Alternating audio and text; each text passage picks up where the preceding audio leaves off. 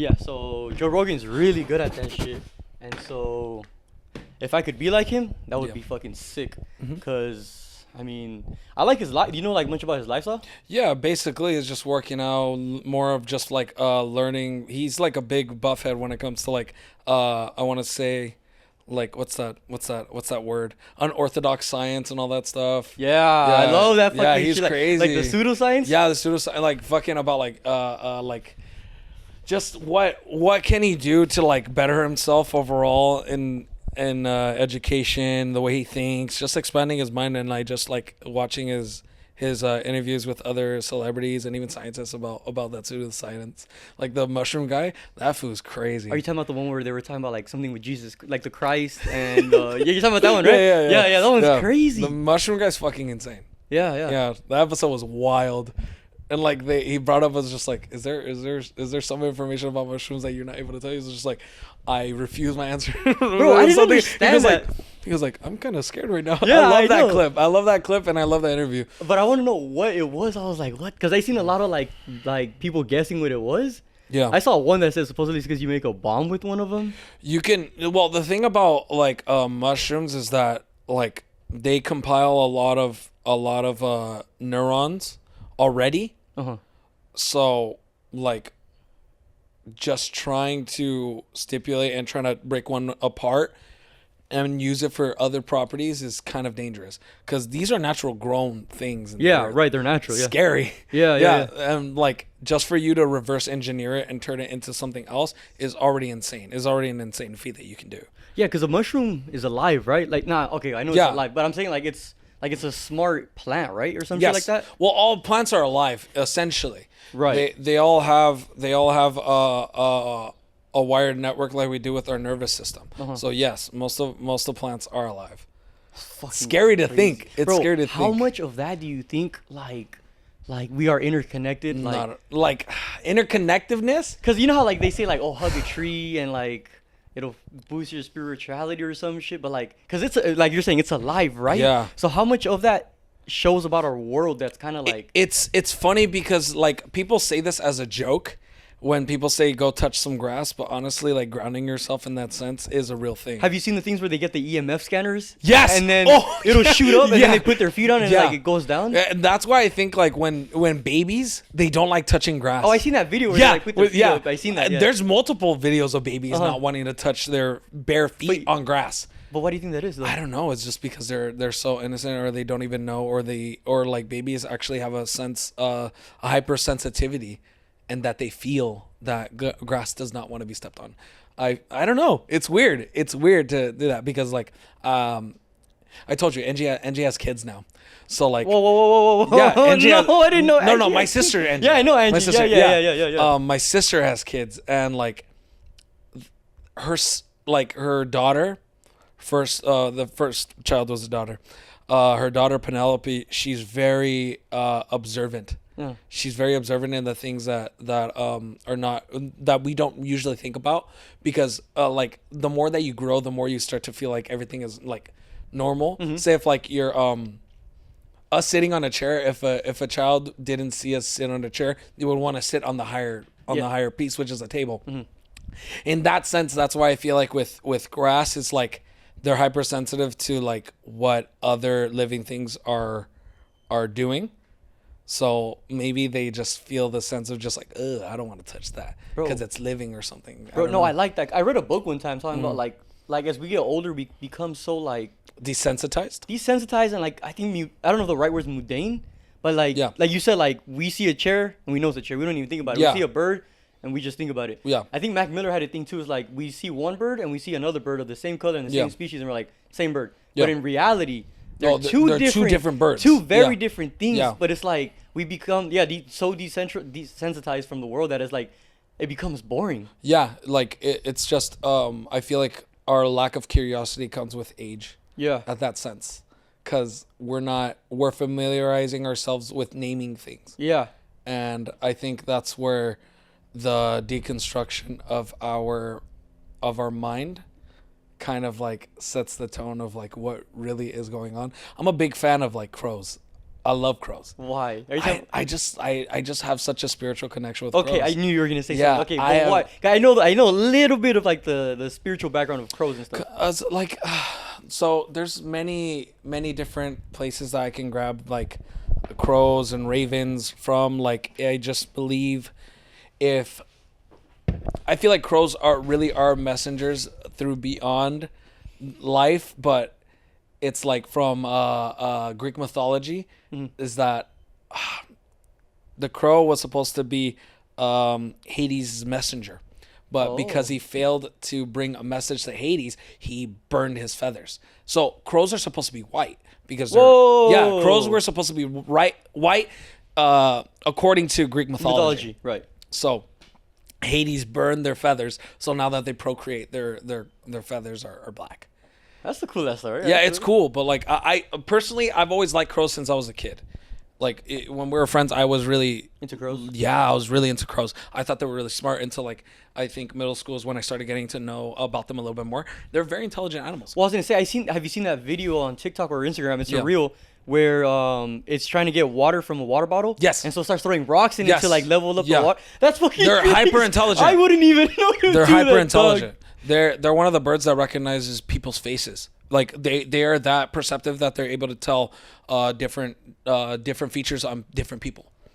How do people know that the crows are able to do that? They did a study. But like what though? Like that they knew who their human was or some shit? Yeah, like who was who. So like there's some crows that are friends with people. Okay. They just know that that's their person.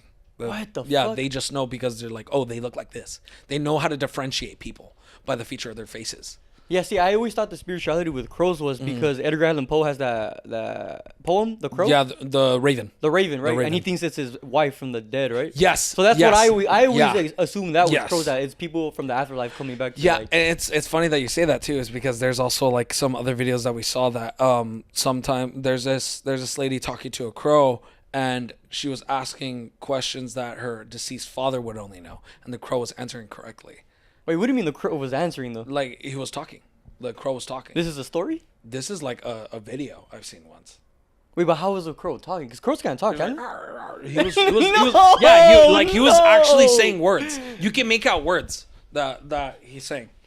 Okay, I could Yeah. kind of see that. But sometimes I get, like, I love reaching, like, with all that Yeah. stuff. But sometimes it's like, what if that person was so much in post-traumatic stress that they're reaching, that they want a message, like they want to hear something? But like the video is just that. The video is just like of her recording the crow. That's it. Like I don't know, maybe she manipulated the sound and all that, but at the end of the day, it's just like I take it for what it is, and I think like I don't know, with crows, there is a spiritual connection with crows. I've always loved crows in the sense of like they are the ones that bring messages from the crows. There's also this myth that I think the Raven too. Like I'm a big fan of Edgar Allan Poe because of the Raven. Since middle school, is that at your time of death and at the time of your birth, a crow watches you your whole life. I've heard the death part. I didn't know they were there at birth. Yeah, they're there to see your birth, and they basically are a third person party of your life. That they watch your whole life, like key moments in your life, they're there. Have you noticed any crows around you? Oh, 1000%. Really? Ever since I turned 21, I would see crows. Really? I would see crows like on my birthday every year. That's interesting. Every year from now on. I think big key parts of my life. There's always I don't know. Crows and ravens are practically the same thing except for the size. I didn't even think about The size and the wings. What the fuck? I don't know why I always thought crows and ravens were the same thing. They technically are. It's just the size. So like crow would have a murder, and then so that's multiple crows, and I forgot what two ravens were. I forgot what it's called because a group of crows is called a murder, but then when it's two crows together, I forgot what it's called. Wow, why would they call it that? Yeah. Ravens are just bigger crows. They're huge. See, they look like fucking crows. Yeah, man. I have a crow's feather tattooed on my arm. Let me see. Yeah, I think I got it. Yeah, I got it like years ago. Organic Kaylee. Shout out Organic Kaylee. That's the... Yeah, it's crow feather. What? How do you distinguish that feather from like how do you know that's a crow feather? Like what about it? It's the shape. It's the shape at the end. It's more spiky, more feathered apart. Like look up a crow's feather. There's many different ones. She chose a male crow's feather. Crow's feather. Mm-hmm. So like the skinnier ones. There you go. Kind of like this one. There's that one. That's the one you have, right? Yeah, yeah. Shout out, Kaylee. Damn, interesting. Tattoo shop. Super dope. Really cool.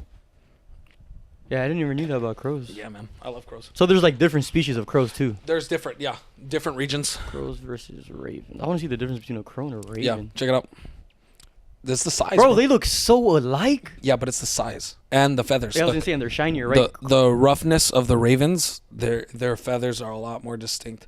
You can tell the shape of their feathers. Kilogram of steel versus a kilogram of feathers. A kilogram of steel. Have you ever watched that video? No, but dude, I like it's that. It's funny. Lemmy, he's a Scottish comedian, and there's like this show. It's just like, it's just like, what's heavier, a kilogram of steel or a kilogram of feathers? And then they're like waiting, and he goes like, "Yep, you're correct. A kilogram of steel is heavier than a kilogram of feathers." No. And he goes like, and then like it cuts off to another cut with the guy there. He's like, "What do you mean? They're both a kilogram. They're the same weight." And he goes like, "But steel is heavier than feathers." "Yes, but they're both a kilogram." He's just like, but he's like distraught. And then there's another girl comes in. Another girl comes in, but now they have a scale. A kilogram of feathers, which is like a bitch load of feathers, and then a kilogram of steel, and they're even. She's like, "See, they're both a kilogram." "But that's not fair. Look at all those feathers." "Yeah, that's a kilogram of feathers." And then he's just like, "But steel is heavier than feathers." Dude, like, oh my god, this guy's like hilarious. Like he's the funniest guy I've ever seen. Like I started getting into him like around like COVID. Who is it? His name is Limmy. That's it, just Limmy. Limmy. Limmy the comedian. Yeah, just put Limmy. You'll see that fool. That fool does outrageous shit. There you go. That motherfucker. Yeah. He looks familiar. He's funny, dude. He's hilarious. Like there's this video where he's playing two different people. Mind you, this is during COVID. He's outside and no one's around. So who the fuck is he making the videos with, you know? So he's making a video and he's just like, there's one of him like sitting down, listening to music. He has headphones, right? And he's just like, yeah, like enjoying himself, right? And then there's another one that's over that comes next to him that's waiting for the bus, and he's like looking at him. He's just like, okay, yeah, this guy's rocking out. And then they both like make eye contact, and the guy's just like, and the guy's standing there. He's just like, yeah, rocking around, right? Now they're matching their energy, right? They're both like good, all feeling all good. And then the guy who's standing up notices that the guy with the headphones aren't connected to anything. So he stops. The dude that's standing up, he's just like, and the dude with the headphones, he's just like, yes, like making eye contact with them, like dead ass. He's just like, yeah, dude, funny as shit. Like that's like one of my favorite skits. It's a skit, dude. Like he does skits. I thought this was real. No, Dick, he does skits. He does skits, and it's the funniest shit ever. So funny, dude. There's this other one that is another one that's like my favorite is like he's a talk show host for he's a psychic, and he talks to people in the crowd about their dead loved ones, and he connects to them. Okay. And he's like, "My name is Raymond Day, and you're watching Parasite. See where the spirit takes us." And then like he starts with something like innocent. It's just like, your daughter is calling from the side. She's like, oh, she wants more peach cobbler next time you visit her or some shit. But like there's this one episode he's just like, he goes like, "Welcome to Parasite. Let's see where the spirit takes us." He goes like, "Oh, whatever." He goes like, "Oh, there it goes again." And everybody's like, oh, laughing, like everything's cheerful. He's just like, I'm listening to some sort of symbol, like a gong or a silver biscuit. And then everybody's laughing, right? It's like, "Has anyone been to travel?" And he goes like, "Oh," and then one guy in the crowd raises his hand. He's like, "Yes, you, my darling." And he goes like, "Oh, I just traveled to Japan. It was beautiful." "Oh, you went to Japan? Oh, great country, beautiful country. You enjoy yourself?" He's like, "Yeah, I did." "Oh, did you ever visit some of the temples? Did you ever go to the temples? Did you see the gargoyles that are there?" He's like, yeah, it was fun." "Did you have a wee chocolate?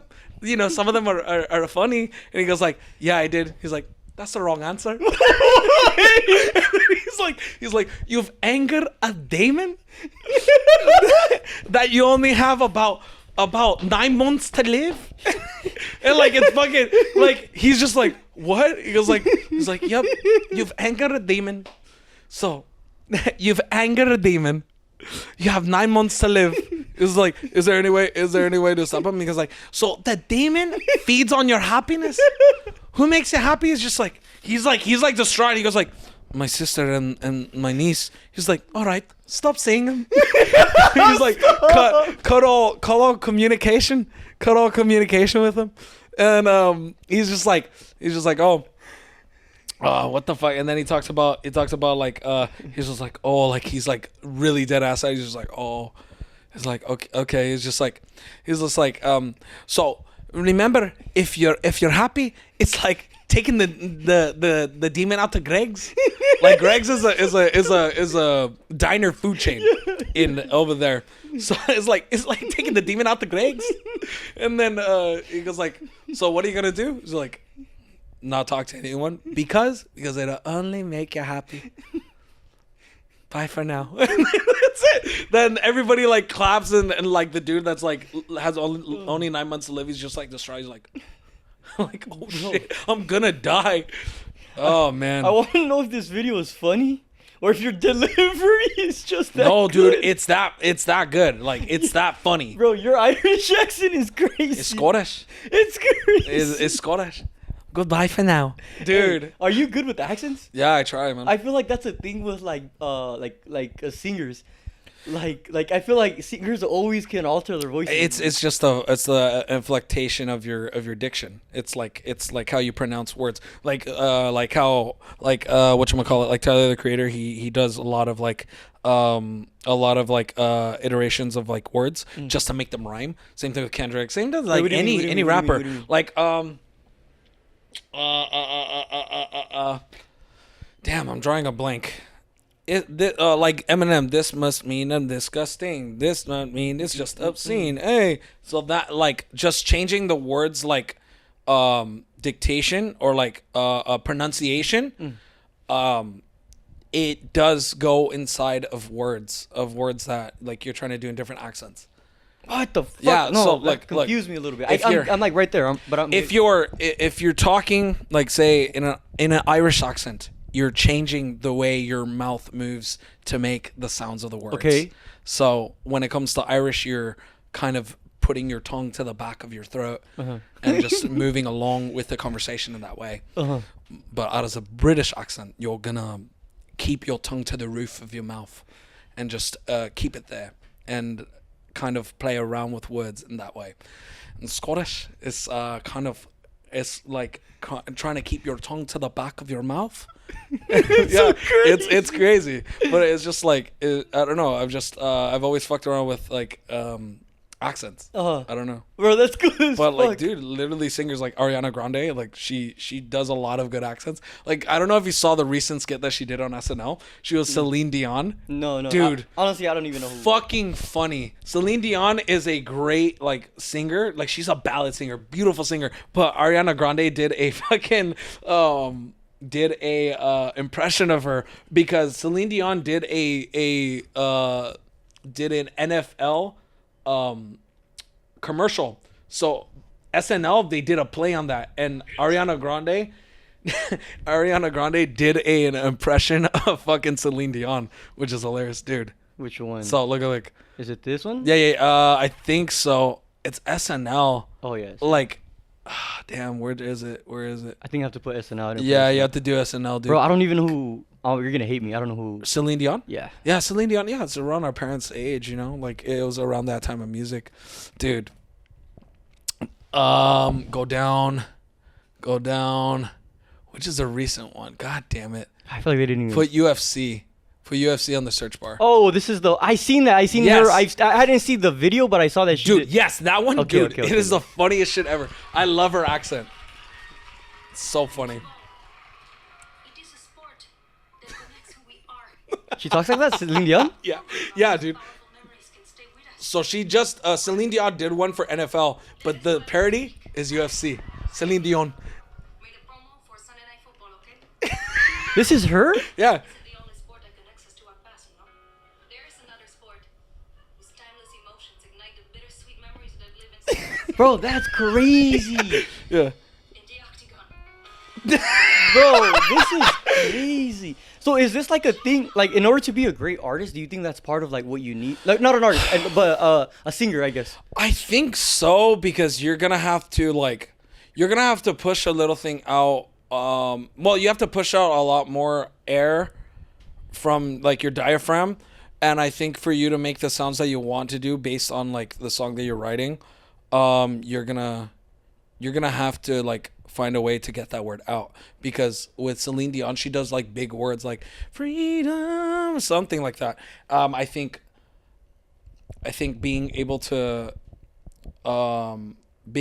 like bring out your embouchure like that, embouchure meaning your mouth, like the shape of your mouth whenever you press out air. That's like a band term that they use for like instruments as well. But in the terms of singing, that's what you're just gonna have to get good at. So I think maybe using accents to get those words out, get that diction out, it's gonna be the way. Bro, it's weird because you were in band. I'm surprised you never joined choir. I did join choir. Oh, did you? Oh, I didn't know for that. 1 semester, half a semester. What was your professor? Brookie, Miss Brookie. Yeah, Miss Brookie. Shout out Miss Brookie. She let you do that? No. No, she Okay, didn't. so then- No, it was bad. It was bad. I apologize, Miss Brookie, if you end up seeing this. She comes into the like one of the practice rooms. I was in there with somebody, I forgot who, but she comes in and she goes like, "Hey, when were you gonna tell me you're gonna leave vocal ensemble, which is the highest one that they have over there in USV, vocal ensemble for jazz band?" And I told her when I left. Wait, so this is your freshman year? No, dude, this is my senior year. Wait, okay. She let me do. So you have to go to the one lower for you to go to a vocal ensemble. But because I was hyped up, she was hyped up about me being a good singer, that she's just like, okay, let's audition. And I auditioned for her. I sang Queen, Somebody to Love, and she was just like, all right, you're in, bitch. I'm like, Damn. all right, cool. And then I got bored. I feel that. No, I feel that. I got bored because there was nothing for me to learn other than that. Like the one thing that I did learn is the vocal warm-ups, which is great. I still do to this day whenever I perform. And like, yeah, dude, like I just got bored. Well, there's no creative aspect. You're literally just repeating. Yeah, what's on the paper. Yeah, Yeah, like I can see the how that notes. gets- Yeah, like exactly.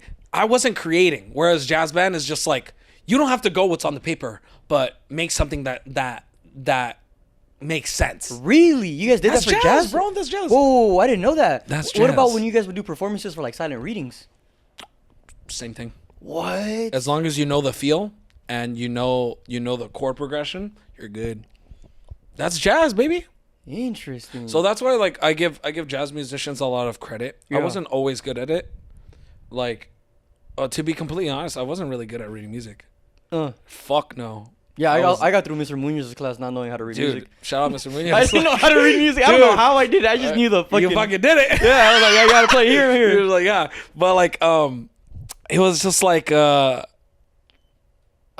I don't know. As long as you know the feel, like the rhythm section of it, you'll be fine. Because I play bass, I play guitar, Yeah. and it was fucking hard, bro. Like I was learning some of the notes. I'm like, "Ah." And then my the band teacher during high school, Ms. Gomez, that was like a little bit like she knew I was bullshitting. That's just the truth. She knew I was bullshitting, but like it sometimes it made it work. It's in the same key. But how does it work playing the- when like let's say it's a big famous song, right? And Yeah. people know that specific hook rhythm. Like you can't bullshit that, right? Oh yeah. Like the big pieces, you can't bullshit that. You just can't. Yeah. But like most of the time, you can just play. So like, say if there's a solo section, you just make it up. Oh yeah, yeah. I would Yeah, imagine. you yeah. make it up. You just make it up right there on the fly. I remember I made up a guitar solo for one of the songs, and I got recognized by one of the judges, Oh. and he was like, "Oh, nice guitar solo right off the fly. It sounds really good." So it's like very rock and roll, very bluesy. It's like, yeah, very great, very well written, very fun to play, and it's just like that. You know, jazz musicians recognize when people are trying to step out of the margin and also try to do something different. But as long as you know the feel, you're fine. Interesting. Yeah. When it comes to jazz. Yeah. When it comes to jazz, kid. Meh. You You're like right jazz? there with your cigarette. Yeah. Yeah, very bluesy, very bluesy, Yeah, very bluesy. as long as you know the yeah, dude. Like, well, that's just what it is when it comes to jazz music. Jazz music is just a very expressive music form. Jazz music, did it originate with the African Americans? Yeah, all music did. All music. All music. I will die alone on this hill that all music has originated from African Americans. My vanilla people got some flavor to them, all right? It's just like, hey, bro, they just like fucking Elvis. I have this joke with Elvis. So you know, in the movie Elvis, like, he steals all, dude, with Austin Butler. It's actually a fun watch. Like, don't take it seriously, just get high and watch it. Just to shoot the shit. But he steals songs that he hears from the clubs, full of black people, and he rewrote those songs for himself. So Elvis has stolen music from the African American community for such a long time. But like, there's this joke that me and Diego make. We're just like, like, we'll be singing a song that's stupid. We're just like, oh, it's like, oh, it's just like Rick and Morty. Oh, it's original. Like, he would say that. It's like, it's original, I swear. Oh. And wait, so he would go to the clubs and listen to the music, And then record them under himself. And it was because he was so big that he was able to do that. Yeah, because like, there's these artists in the black clubs that aren't being played on airtime because they're not white. This is still. Oh, do you think that's why Elvis got so big, because he was white, or because his showmanship was actually that good? No, like, he's a good showmanship, sure, but like, he's not an artist. Really? I don't think he's a fucking artist. Oh, it's original. Like, if he's singing like we'll just go like what song? Like, to the left, everything on to the box to the left. Oh, it's original. Be copying Beyonce or some shit. Like, that's just what he is. I think he's a great showman. He's a great showman for sure, but he's not an artist. Damn, that's crazy. The one song that he did for the I think for the food relief, I don't quote me. Like, he did it for this charity event. Vietnam. I'm so sorry. For Vietnam, he wrote this song, Down in a World. He did have help writing that. But how many artists nowadays actually don't ghostwrite? It's impossible to tell. It's impossible to find all that out unless you do deep searching, because regardless, they're gonna have to put the credits there in the credit thing, whatever. Because like, even to this day, like, for us, we need for the band Cool Yuli, we have to write down who wrote what. But we just put it as Cool Yuli, as one person, as one definitive artist. Like, we don't do it like, oh, vocals by Victor or whatever. Like, we don't do it that way. We just do Cool Yuli. And Cool Yuli is how many people? It's 3. You, Diego, and Karina. Karina's our bassist. Yes, and vocalist. Yeah, I remember. Yeah. So that's cool. I didn't know you could do like one general. Like, so we already did. We got our licensing to be Cool Yuli. So Cool Yuli, if you look at it in I think BMI, it's listed between Victor, Diego, Karina. The 3 of us are Cool Yuli as an entity, as an artist. So we had to pay for a licensing of us as like actual paid musicians. We have our BMIs, we have like all of our licensing as like musicians. So if like anybody, like someone big asked me to do something, like write lyrics or anything like that, they have to list me under my BMI number. So that my BMI number is just like number, Victor Padilla. That's it. Not Cool Yuli. Not Cool Yuli. No. So you could. I could still do solo work. Okay, yeah. I can do solo work and all that, but it's just like, that's just how it is. That's how we do it. We just do it as a band. Bro, that whole fucking like logistic shit is crazy to me. It's insane. Yeah. Yeah. My friend told me that he had to he uploaded a song on Spotify, and I was like, I've uploaded on Spotify. He was like, but it's different for music. You have to like wait a process. Yeah, it has to be a processing. Like, the soonest that you could do is like 3 days, but you would have to pay money out of pocket. And it's because they want to see that you're not copying. Yeah, And the copyright infringement, all that stuff, the likeness and whatnot. And how do you do it if you're sampling a song? Oh, dude, you like if you're like a big artist under a label, it's such a bitch to get samples because you need to get approved for that sample. Yeah. What if you're a smaller artist? Smaller artists, well, cool. You kind of just get away with it? Well, it wouldn't be considered like a full length album if your album had a lot of samples. It'd be a EP or a playlist. Mm-hmm. Yeah, like Frank Ocean with Super Ultra or something like that. What Supernova, something like that. No. Casanova. No. I think Super Ultra. It's the one with the BMW on the front because he did nothing but samples on that. Uh-huh. And what's it called? Capital Music or whatever the fuck. Apple. No, not Apple. I think it was Capital or whatever. They're like, oh, we like this, but you have too many samples. And then I think it was Tyler the Creator that told them like, oh, just call it a EP. Mm-hmm. It can't be an album. It can be an EP, and people loved it. Like people, love Frank Ocean. So that's when he made Channel Orange. Channel Orange is badass. Love that album. Bro, honestly, I don't like Frank Ocean. I'm sorry. Really? I don't know what it is. But I was on that boat too. Until I fully listened to Channel Orange around the beginning of high school. I didn't like Blonde. Okay. Some songs of Blonde I absolutely love now, but Channel Orange is always that better one because it's more musicianship. I think that's what it takes. Like, usually I won't like something, but if I'm guided through, like, the process and why the lyrics are this, I'm like, oh, and then I'm like... You have to know the inner workings to appreciate it. Yeah. Yeah, like... But as a first listen, I don't know. I'm not into it. What song have you listened to? I don't know, but I could play one and I'll be like... Thinking about you. I made a do around my room. Yeah. Well, that one's funny because of the meme. Yeah, the potato flew around. Yeah, that's so funny. That one's a good one. But my favorite song out of that album is Sierra Leone. That one's a really good one. A good listen. Uh-huh. Monks too. Monks is a good one. But, it's not for everybody. And, like, I get a lot of shit from other people like, no, Blonde is the shit. I'm like, no, it's not, dog. It's not as good as you think. That's just my opinion, dog. Which one was bigger, Blonde or Orange? Oh, Blonde. Blonde was bigger. Blonde was before Orange too, Blonde right? Blonde was after Orange. Oh, Blonde was after Why Orange. do you think people are fiending for another album? Why? That's the last time he dropped one was Blonde? Yeah, Blonde. What was the other song? I don't know another song. He dropped a song, I think, during pandemic. Like, people need to understand that Frank Ocean does not like his fans. Oh. Bro, they don't like you. He doesn't like you, bro. Jesus Christ. Yeah, he doesn't like him, dude. What do you think his fucking performance last time in Coachella was like whack as fuck? He didn't give a fuck. Uh-huh. He did not do anything a cappella. He was just playing tracks. He was just like, all right, chilling.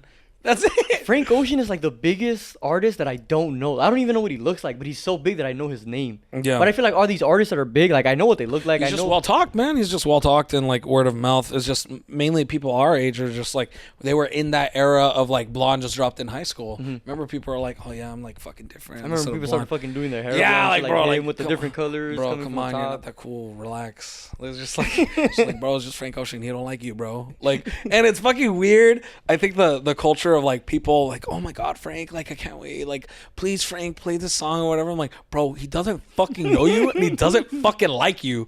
Like, I think Frank Ocean fans are the worst. Why? Just because you know that he doesn't like them? No, it's just like they're just entitled. And they're just like, they over romanticize him when he's just trying to get a bag, bro. I can say that. I feel like, there is something different about the Frank Ocean fans. They're very romanticized with him. Yeah. Like, they are like him or nothing. Like, it's all or nothing. Yeah, and I'm just like, bro, he doesn't like you. And I've told this to so many people. I'm like, bro, you're the reason why he doesn't like you. Like, you over romanticize him a lot when he's just trying to get a bag.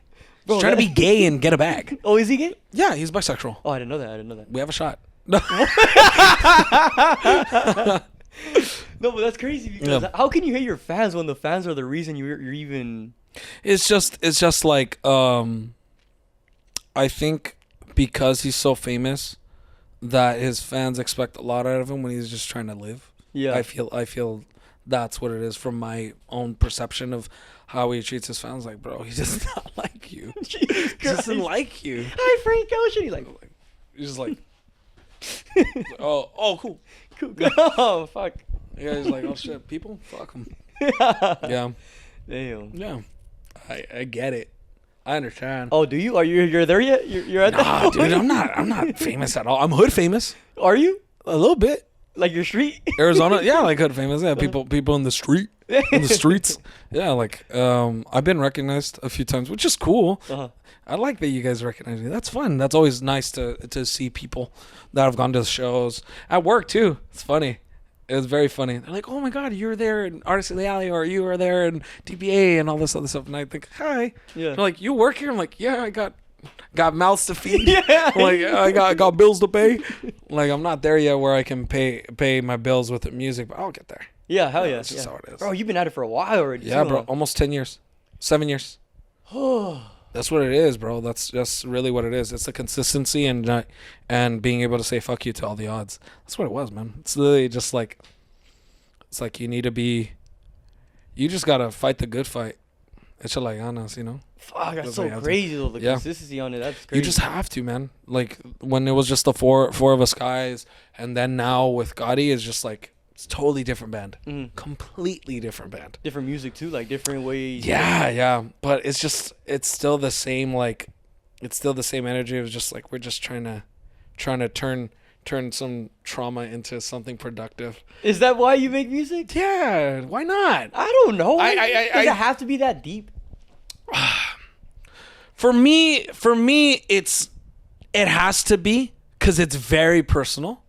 Okay. It's very personal in that sense, and I think some music that comes from trauma is one of the most impactful, because like Sabrina Carpenter doesn't have to sing about espresso, bro. Yeah, Like, but she's talking about like her relationship with her man or her past man, whatever, that she's so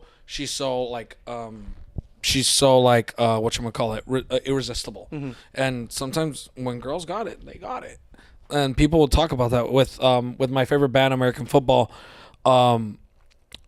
Mike Kinsella, the lead singer, he kind of talks about his like failing marriage, his terrible relationship with his father, and like just overall his alcoholism. And I think that's very real and very visceral, that people can understand that in a very deep perspective. Like, Dick, like Chaperone's song, whatchamacallit, Pink Pony Girl, very, very personal song. If you listen to the, I'm a very lyrical listener. If the lyrics hit, the lyrics hit. Yeah. You got me. Yeah. I'm done. And that's the kind of artist I try to be. Yeah. Like, try to whatchamacallit, add more depth than just my songs.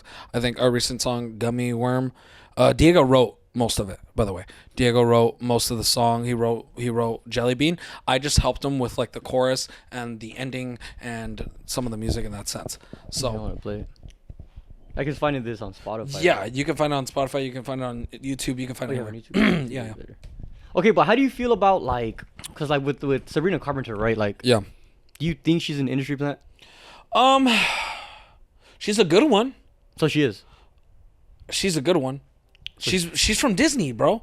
Right, Disney, right. like owns Capital. Like, look, the way that I look at it is that people get famous because of the connections and the replayability of their music. 100%. You're never gonna go anywhere without listening to "Look about me, look I know is that me, I guess so." Like, fuck is that? that's espresso, Oh, baby. I've never heard espresso. I've never Dog, heard espresso. I've never what heard. the fuck, I brother? don't know why I can't. I don't I want to work at retail, so that's Yeah, all you- I you fucking true. hear. That's very true. That's but very like, true. dude, the hit's a hit, brother. Yeah. Yeah, smacks. This is a good song. Yeah, because I feel like usually the most lyrical ones and the very, because don't get me wrong, I feel like the more personal ones are the Yeah. ones that really touch people, or the ones Yeah. that like. But I feel like hits are usually the ones that don't have much behind them. Well, it's just like, think about it in an economic view. More pop music is more relevant during when we're in a economic crisis. The way that you look at 2008, look at 2011. Pop music was fucking fire around that time because it distracts us from the impending doom of our economy. And do you feel like, yeah, okay. And so when we're in those economic crises, do you think people want to listen to less meaningful music? Yes. What the No, fuck? nobody wants to be fucking I sad, never bro. thought about it. Nobody wants to be fucking sad I've during seen an economic depression. Bro, some people listen to some sad music dude, and same they fucking put here. themselves I love fucking sad music. That's my shit. fucking in the restroom. Yeah, I'm Close just the door, like, mom. close it. And I'm just like, like, dude, like, I'm crying. I went to go see American football like 2 weeks ago. I cried because I'm just like, fuck, this shit's my shit. I'm just crying. I'm just like, I've been here before. Oh my God, you're the only one in the crowd. Dude, like me and Diego were just like singing, and I'm like fucking crying. I don't remember the lock on the door, because he's talking about his divorce. He's living with his wife that he's currently with. Well, not currently with anymore, but he's living with her, and he just feels like there's two different people living inside that house. They're just roommates at this point, but they're like married. It's very sad. But like I'm crying to this shit, and I'm just like, damn, bro, I got debt. But fucking like during economic crisis in the U.S., like pop music is the shit. Pop music is the shit. Yeah, but like to follow up on your question, you think you asked, why do you think like lyricism is not appreciated around this time? Is because some people get lucky when it comes to lyricism and their platform. It's mainly their platform that helps them with that. Yeah. Look at J. Cole. Yeah. Anybody listens to J. Cole, oh shit, it's J. Cole to go. Kendrick, oh shit, it's Kendrick. Fucking listen to the GOAT. But that's because of their platform. Yeah. If other bands and other like artists had a huge platform and they're doing like meaningful shit, you would be listening on the radio.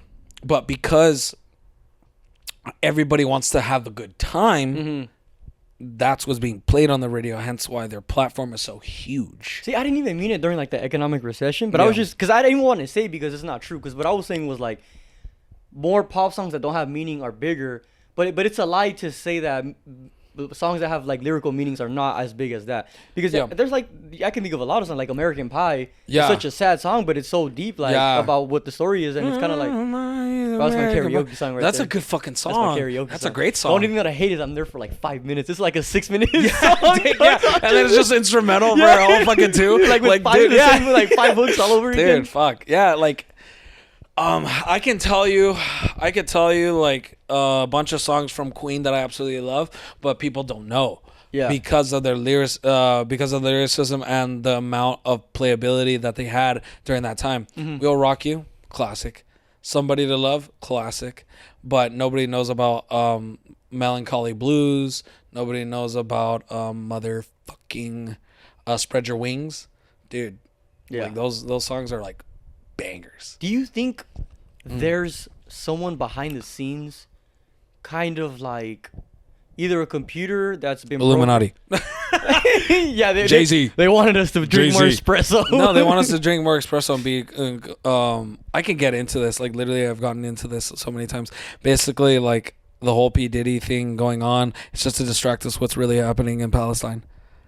Oh, fuck, man. Yeah, that's a whole. That's. I force myself to watch videos of like what's going on in Palestine because it's just heartbreaking. Bro, it's fucked up. Yeah, dude. Even in shows, like I to show my own protesting of for Palestine, my new song Oppositions, I changed the chorus. The chorus is like it's trauma that was brought on me. What is apathy or what is empathy? Whatever. I changed the lyrics into it was trauma displayed on the screen. Why are we bombing Palestine? That's basically what I'm chanting the whole song. Well, on the chorus. And I don't think people understand the severity of what our country is doing to distract us from what's going on in Palestine. I think it's more than that too. It's not just Palestine, but it's like of course, even, everything political, like even everything political. Even Turkey with Armenians, dude. Again with the genocide, dude. It's disgusting. Ukraine, I haven't seen shit about Ukraine, dog. Yeah. Like, what the fuck? Yep. What's going on? Like, are we helping them or are we not helping them? Putin's done with us, or are we helping both sides? And that's the thing. Big Brother US is always gonna. We're on the next chapter. Yeah, we're on the next fucking textbook. Yeah. You know they don't teach kids. What about your little sister? Does your sister learn about slavery? Ask her that. They have to ask her that. Wait, what do you mean? Because one of my closest friends, one of my best friends, she has a son. He's 13 years old. He didn't know anything about the civil rights movement in 1960.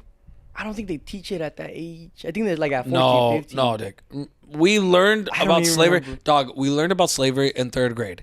We've been in every single class together since we were kids. Did we though? Yes, we did.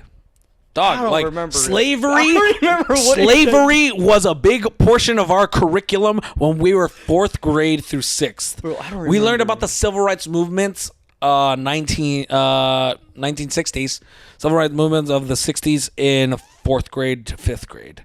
I know it. Crazy that Dick. you remember that. Remember Martin Luther King? Remember that Martin Luther King Jr. movie where those kids, where that guy went back in the past to say, dude, it fucking was, dude, that was so dope. Hence why that shit was drilled into my mind. Yeah. And that's why, like, remember when he's just like, no, Michael, you gotta know, and then he's sent back in time, and then he comes back when he's dead. I gotta watch that shit again. Dude, that shit's badass. That was a great movie. Yeah, My Friend Martin. That's what it's called. Yeah, that's what it's called. My Friend Martin. My Friend Martin. Yeah. Yes.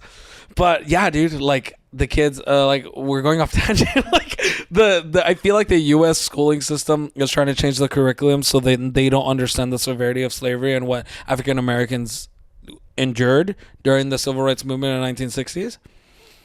And even then, dude, like the kids don't understand how bad it was for African Americans, for the black community, and even La Raza, dude, even us during the fucking protests with Cesar Chavez. Mm-hmm. Cesar Chavez, terrible human being, but he did fight for our rights for men.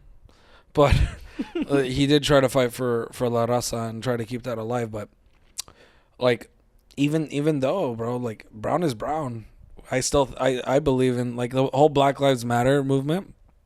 I was like shocked to see people of our ethnicity, Mexicans, be against it. I wasn't a fan of Black Lives Matter. Really? Yeah, I wasn't a fan of it. Why was that? Why Okay, is that? okay, What was your mentality? So, no, even till now. Yeah. Like, I understand why they're saying it, and Yeah. I agree with it. Like, Yeah. there's a lot of things that happens with the police. But Yes. I don't agree with what they wanted to do, which was defunding the police. I didn't agree with that. Because defunding the police means that there's going to be a lot of anarchy and chaos going on. I think we need to retrain the police. I think we need to restructure the whole way it's working. Yeah, that's what it was though. That's the thing what people didn't understand. Defunding the police is giving them less money, because why the fuck do they need a tank and an M16? No, seriously, that's what defunding the police was. Yeah. Not saying no police. Yeah. Because we need police. There are some good police officers that maintain and try to be honest and true. Dope. But defunding police was about giving them less money and giving it more to the school systems.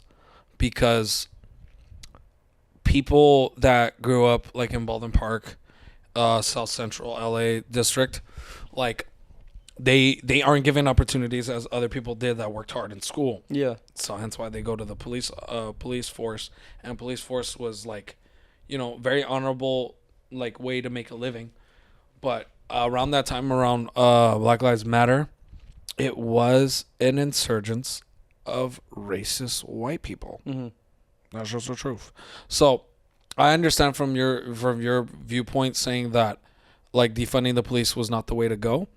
But I believe that giving them less money, giving them not a fucking tank, and not like protective shell gear when you're fucking beating up civilians and all this shit during COVID was not the way to go. Just giving them a little bit less money and retraining and restructuring, for sure, I agree. Yeah. But I think my idea around Black Lives Matter was the start of the movement for the black community, showing that we're all united, because color is color, dog. Yeah. I feel like people that are against Black Lives Matter are taking it way too personal. Oh, like all lives matter, all lives matter. That's not the point. Mm-hmm. Black people are targeted more than any other ethnicity in the U.S. capita. Mm-hmm. Like they're the most incarcerated in the U.S. capita. But what about this? I don't know what stat is true, but okay, let me not even go with stats because I can't agree. But what do you think about like black people commit more of the crimes? Like that's the thing. The system is made for them to make more crimes. The system is created to keep them in there. I agree with that, but I also think the culture too sometimes with how they. Like, cause I grew up with we kind of grew up with black culture a little bit. Oh, 1000%. Yeah. Like a lot of my. Yeah, we've had a lot of friends that were black. No, not even black, but just like the programs I would watch. Like, cause we live close to LA, and I feel like a lot of a lot of We're literally outside of LA. yeah, like a lot of what I grew up was watching, like Nick Cannon do his Wild and Out TV shows. Yeah. A lot of listening to rap. And we mimic that. Yeah, and we mimic Yeah. that. And so when I listen to all the rap music, it's like a lot of bad things though. But why Like do you think? Why do you think the music industry likes to give a bunch of money to these black artists, but don't Right, really yeah, take care I of them? agree with you. I agree with you Because on that, yeah. they're influencing Yes. the young people to Yes, do that. yes, yes, Look yes. at 21 Savage. He turned his life around. Yeah. Now he does rap about his gang life, but now he's doing a positive message. Yeah. He's like more into philanthropy and giving back to his community. Like rappers and the black community use rap music to get themselves big, so then they can either give back or they don't, whatever. But I feel like black people making the statement of making black people do more crimes is just a broader spectacle than just that. Yeah. Because the system does keep them in crime. That's what it is, man. Section 80, all the housing, poor living conditions, like it's fucking terrible. It's terrifying and like kind of fucked up mentally to live through. Fuck yeah, I can't Yeah. imagine fucking Yeah. growing up in that, like in South Central and all that shit. Yeah. That fuck no, I don't even know. I can't even imagine how my mentality would have changed. Like before I moved to Tracy Elementary, before we met, like I would be in Whittier and then I would be in fucking South Central. Oh, you with actually- family. uh-huh. Yeah, like I would go to school in Whittier, but then we would go to South Central on the weekends to be with my tia. So I lived both sides of the spectrum. Whereas Whittier wasn't as great, but you know, it's the fucking suburbs. Yeah. When I'm going to South Central, you're seeing a whole different world and it's a whole different lingo, different way of living, different mentality. You have to be careful when you're walking down the street. Yep. That's just how it is. Yep. But mind your fucking business, you're good. But, you know, it's just that I feel like I have a perception of perspective of what it is with that. But I just feel like, again, I'm circling back into like the Latino community not supporting other brown people. Brown people are brown, bro. The white is the enemy. Did you like that we created that new park? Which one? The Susan Rubio's Ocala Park and Civic Center? The one in front of the police station? Dick, I didn't even know that. What? You Dude, didn't know I that? stay away from Baldwin Park. I stay away from Baldwin Park now. Why? The only time I live come, No, you're Puente, huh? You're Puente I live now. in La Puente. Oh, that's crazy. I live in La That's Puente. huh? Yeah. Yeah, but I'm like so close to Baldwin Park, but I stay away from Baldwin Well, you're Park. right. Yeah, you're the. I think the crossing is past Cars Jr., right? Yes. Past Cars Jr. Yeah, is yeah, Ballpark. that's what's yeah. Wait, why? I don't know, man. I just feel like with Baldwin Park is just like, I just don't like it. I just don't like. I grew up here, yes, very sentimental, but it's just like, bro, I just don't like. But do you Baldwin know Park. why though? Like, is there like it's just like a. It's just that I don't know. Energy wise, very low. Very low energy. Yeah. In that sense, but it's just like. It's just the traffic's terrible. Driving is terrible. Like, dude, I fucking stay away from here. Yeah, that's funny that you say that. Yeah, Yeah. because I moved to Glendale and I would be in Pasadena a lot. Yeah. And man, you Different world. You right? feel Yeah. different. Different. You right? feel that Yeah. shit. Yeah. And man, I was like, man, like how can I bring this to Baldwin Park? Yeah. I don't think I can. With Baldwin Park again, we're being whatchamacallit? What's that word? Gentrification. Come in. I don't know who that is. I don't know. Was it?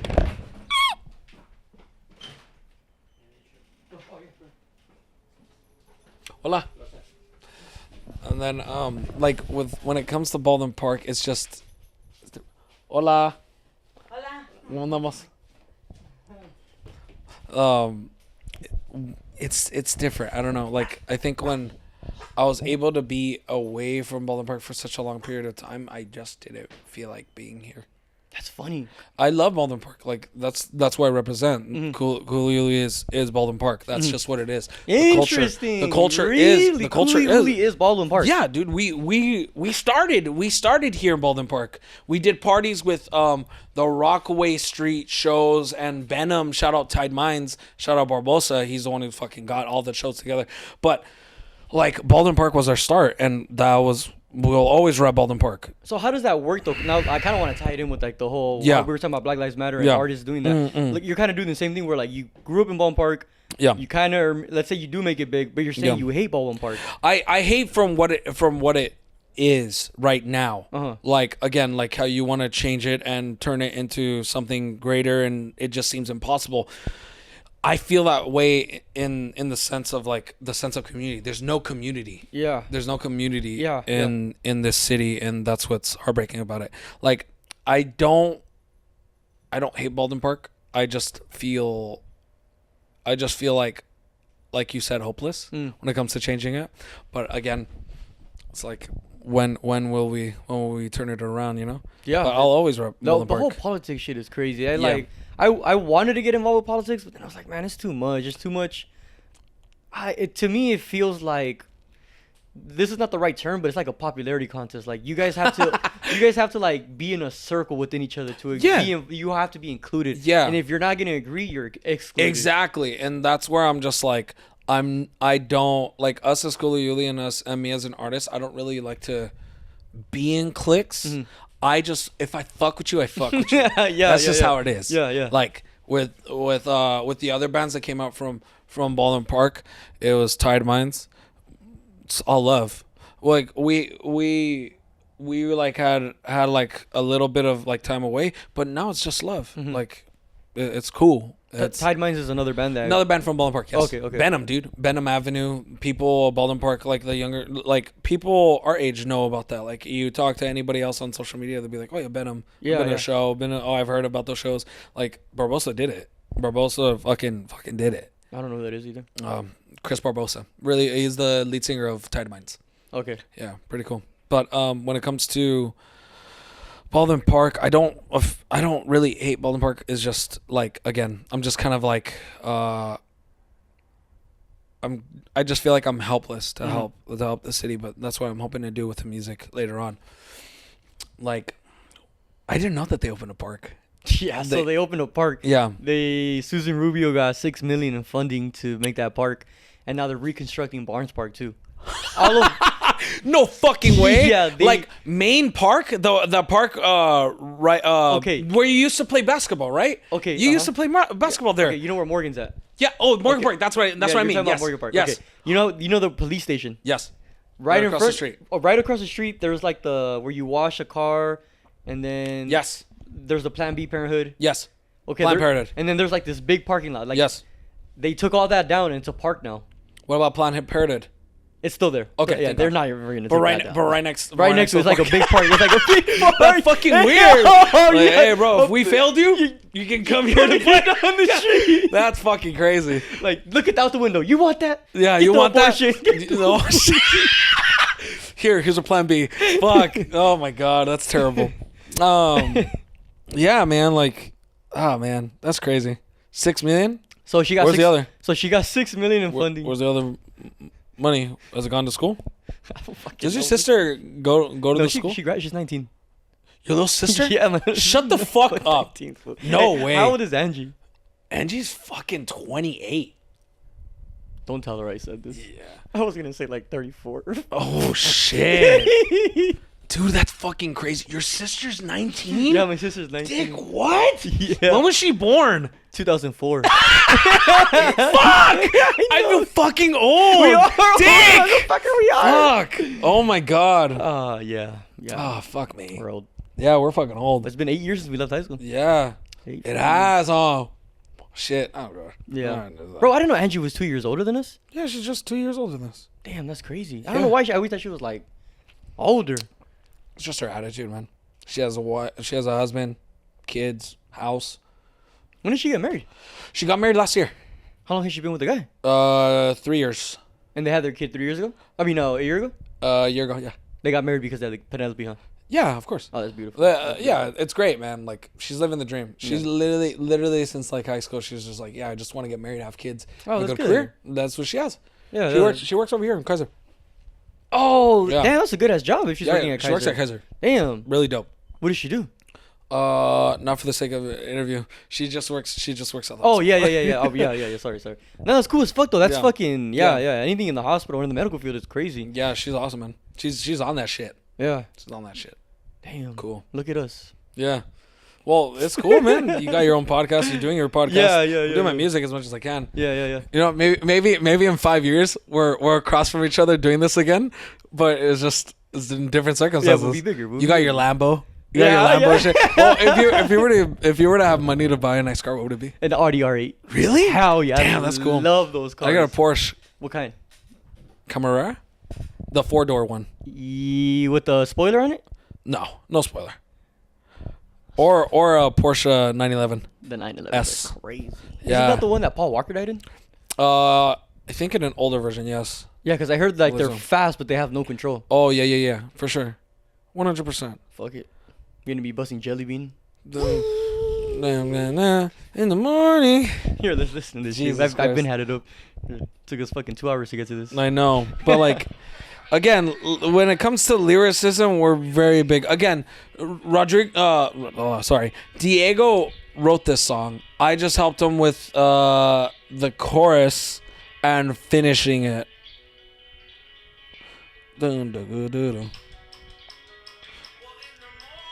I heard this. Yeah, I heard this.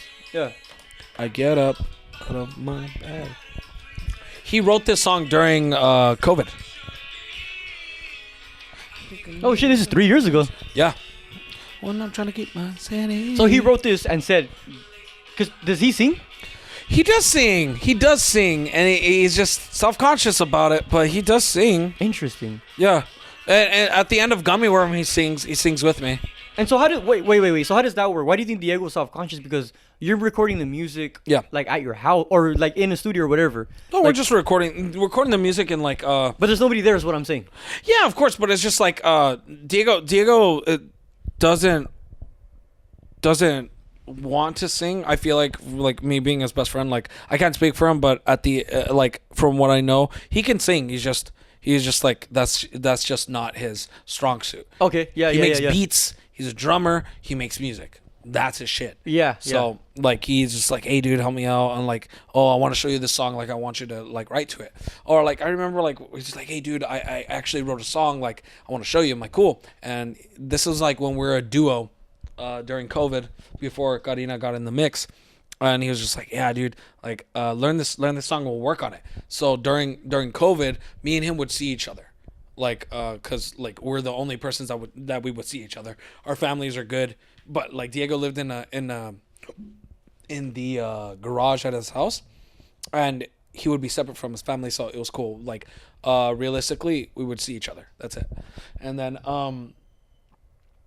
he taught me the chord progression of Jelly Bean, and then he's just like, yeah, this is what I want to say. I have these lyrics down. Cool. I wrote it down, and then I wrote the chorus.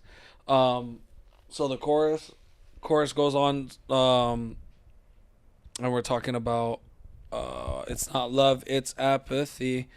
I got no more love because sadly I've lost it all yesterday. That's what he wanted to do. He's like, I wanted to say, I've lost it all yesterday. I've lost it all yesterday. Cool. So then I wrote what's in between of I lost it all yesterday. And then I do a little bit more.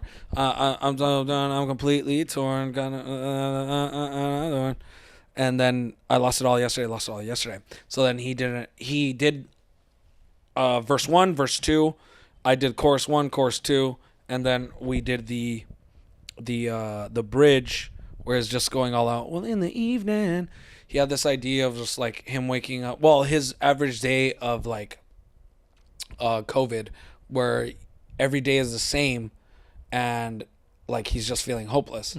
So the song is just like a bittersweet moment, saying like it doesn't have to be this way. You can always change this, your habits, yourself, and be better. And from like, cause how much of that you're talking about? It was Jelly Bean. It was Jelly Bean. We're talking about Jelly Bean. How much of that did he have, like as a skeleton? Most of it, yeah. Most of it. And so when you came into it, how much after it was actually changed with your tweakings? Not after, because me and Diego are pretty good. When it comes to me and Diego, like we write songs very well together. Mm-hmm. He gives me the bare bones. I just add whatever. So like let's stay with the Jelly Bean one. With Jelly Bean. So you said he had everything ready. Yeah. So when you came in, all you had to really do was just come and perform it? Nah, not really. I had to do the chorus. I had to write some of the chorus. I had to write the choruses, the bridge, and basically lyrics. So when you're saying you wrote it, what he's coming with you at is like the idea then?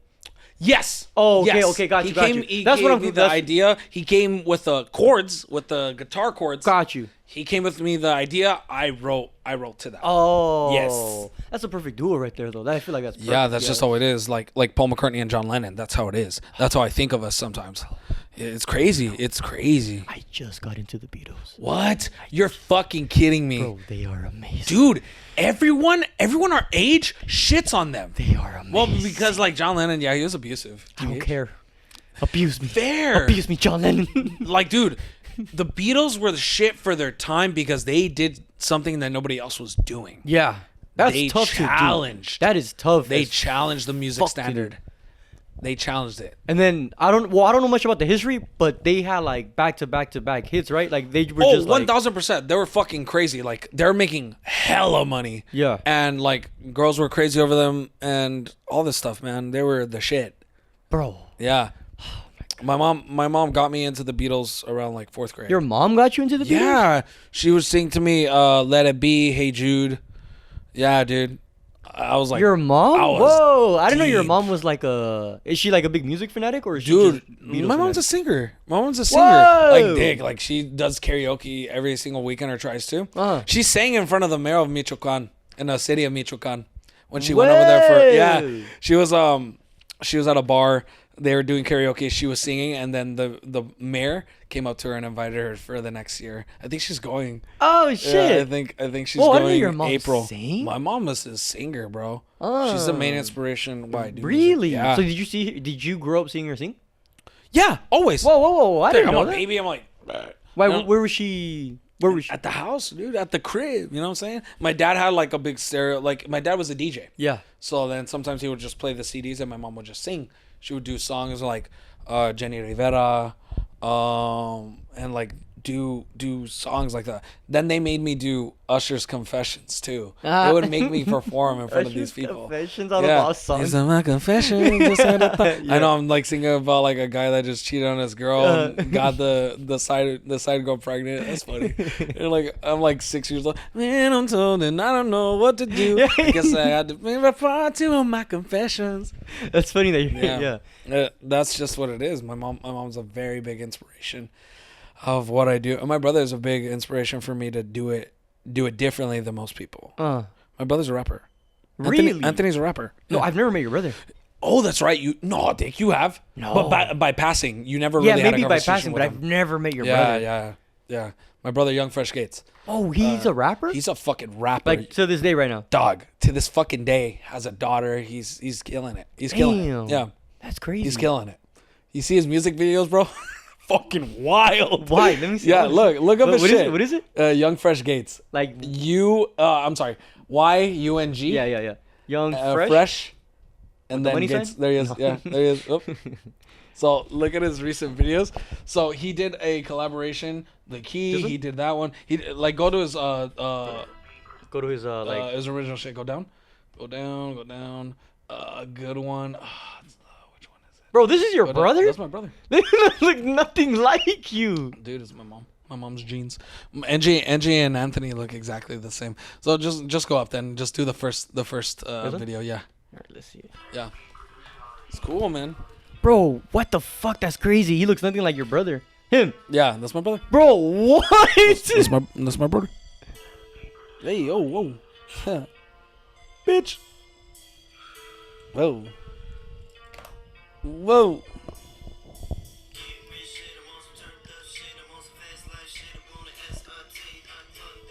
Whoa.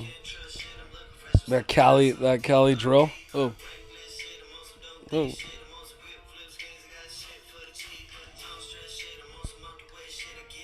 That was good. Why didn't you get into rap?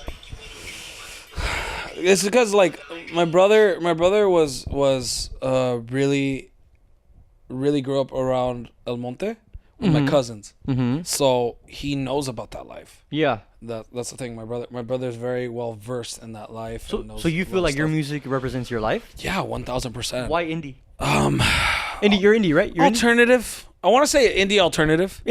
I just recently found out indie means independent. Yeah. Yes, it does. And all independent means you just don't have a label. Yeah. Yes. Okay, and so what does alternative indie mean? Well, we're alternative, the music genre, and then indie, us being independent, like we're just doing music to do music. But alternative in the sense of like we don't stick to one genre.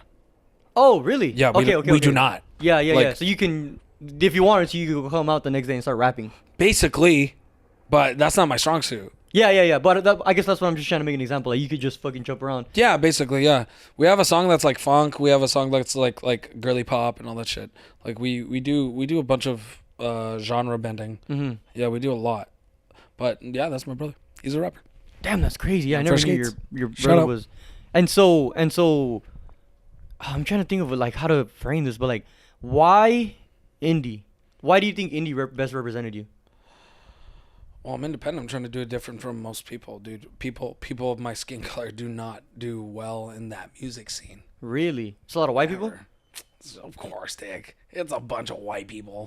I don't know why. The first Yeah, thing that it's comes just- into my head is the Strokes. Yeah, like the Strokes were the biggest one to do it, but little people know that Julian Casablancas is a son of a big record executive. That Like, helps. bro, all these people are connected. That helps. None of these motherfuckers do it on their own. They say they do it on their own. They're fucking liars. They're just fucking liars. They have a platform to do it. Yeah. That's so, it. So since you know this, how much time and effort do you put into trying to network? Or do you not? Oh, we do, yeah. We just try again. Like we fuck with you. Like we reach out, we talk to people, we let people know on their shows. Like, hey, great set. Like after we leave, like we don't stick around because like we have full time jobs, Dick. Like we have full time jobs. We're in leader positions, mind you. Yeah. So we're working 40 hours a week, and on top of this, dude, that's like this. Like the band, the music, is a full time job in itself. Yeah. Social media, networking, money, all this stuff, man. Like it's a fucking job. So you've been at it for 8 years. What do you need right now to scale? Is this like a business related question or is this a creative question? I think the creative piece, we got it. We definitely got it. I just feel like right now is just more networking and just doing the good work. Because lately we've just been emailing other bands, like big bands. We're like, hey, if you need an opener, let us know. Yeah. That's just really That's what all it is, huh? You just need that Just one. networking, that's it. We just need that one big break and people be like, oh shit, these guys are cool. You know? I don't doubt my inability to make music. I don't. Like whether Yeah. you like it or not, whatever. I haven't been told like your music fucking sucks. You haven't had that yet? I haven't heard that yet. Oh, and I that's want good. that to happen. Yeah, you need that. You need that. Yeah. I can prove to them like, fuck you, bitch. I made it. Yeah, Someone talk not shit. even that. No, there's just like I've had people tell me like your band's not gonna make it. I'm like, fuck you, dog. Yeah. Even my own family. Uh-huh. And I just gotta do it. Yeah. I gotta do it. There's Yeah. no other fucking choice. Yeah. Like this is my life that I want. And like I really do believe that this band will be one of the biggest and most influential bands in our lifetime. Why? What makes you? What would make you think you stand next to the Beatles? Oh man, I just feel like I'm not afraid to genuinely be myself and to write whatever the fuck I want, and to be unapologetic of sticking to standards. I don't like cookie cutter shit. Like you hear music now, there's no fucking bridge, bro. Like I don't hear songs that have bridges anymore. Remember Tommy Richmond, that TikTok had? You got no chance to date like me. You see me wanna run around and chase me. Put that fucking song on. Bro, I I'll love tell that you song. what I it love that is. Tommy Richmond is great, but he is in fact a TikTok artist. He says he's not a TikTok artist, that he's a singer. I'm like, dog. You have one song. Yes, you. No.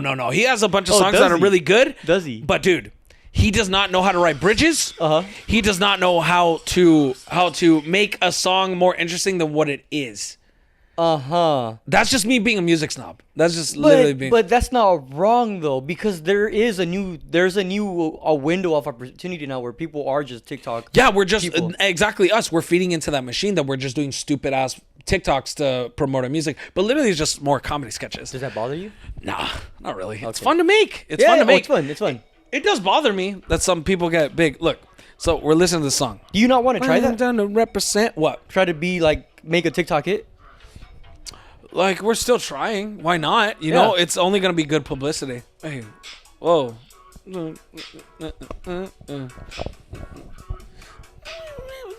Wait, so what was the point though? Like why? There's no bridges. So listen to the song entirely. To represent That's the chorus. That's the chorus. For you, doing right from wrong, cause you wanna make it so nasty. Then dollar baby. That's the chorus. That's what people listen to. Like, this is the verse. You ask anyone. No. If they know that fucking part, they will fucking just be quiet. But that's a lot of songs, though. Dick, that's a lot of songs. Yes, because this is the way that they get you. They make such a great hook. That's the only thing they remember. And yeah, that's a lot of songs, yes. But what I'm saying is like genuine music listeners know the difference of someone who's going to make it and sustain it. Because keep playing. Keep playing the song. Look, this is just a verse.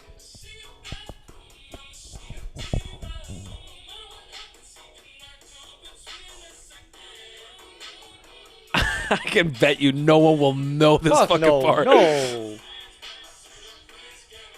Whoa. See, I would have exited this shit already. Because I only want the hook. I exactly. just want the hook. So, what was the other song? The Devil something? There's another song by Tommy Richmond. I see. The Devil, what's it called? Damn it. The Devil Is a Lie? Yeah, The Devil Is a Lie. So this song made me mad because I was actually really excited to hear this song. Mm-hmm. It's whack as fuck. Oh, it's whack as fuck. It's whack as fuck in the terms of just like there's nothing interesting other than the fucking chorus. Okay, Look, yeah. Hear me out. I don't know if I've heard this. Everybody's listening to this song.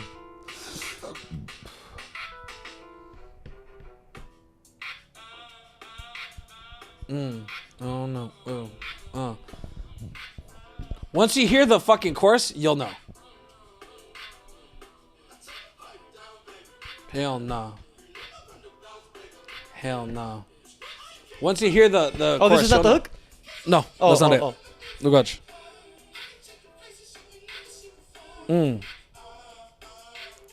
Whack. This is the hook? No. Oh, I'm like, No. I'm waiting for Listen it. to it. No. Oh my god, I hate that. I know this. You proved my point. Chase B. That's so hard, motherfucker. Pay me. That's so hard. You did it with me and it was all alone. Been set in stone. He went out saying like, I'm not a TikTok artist. Motherfucker, yes you are. I think I just proved that point. Go further. Look. Just listen to the song. He's back on the verse, mind you. He already did that. Yeah.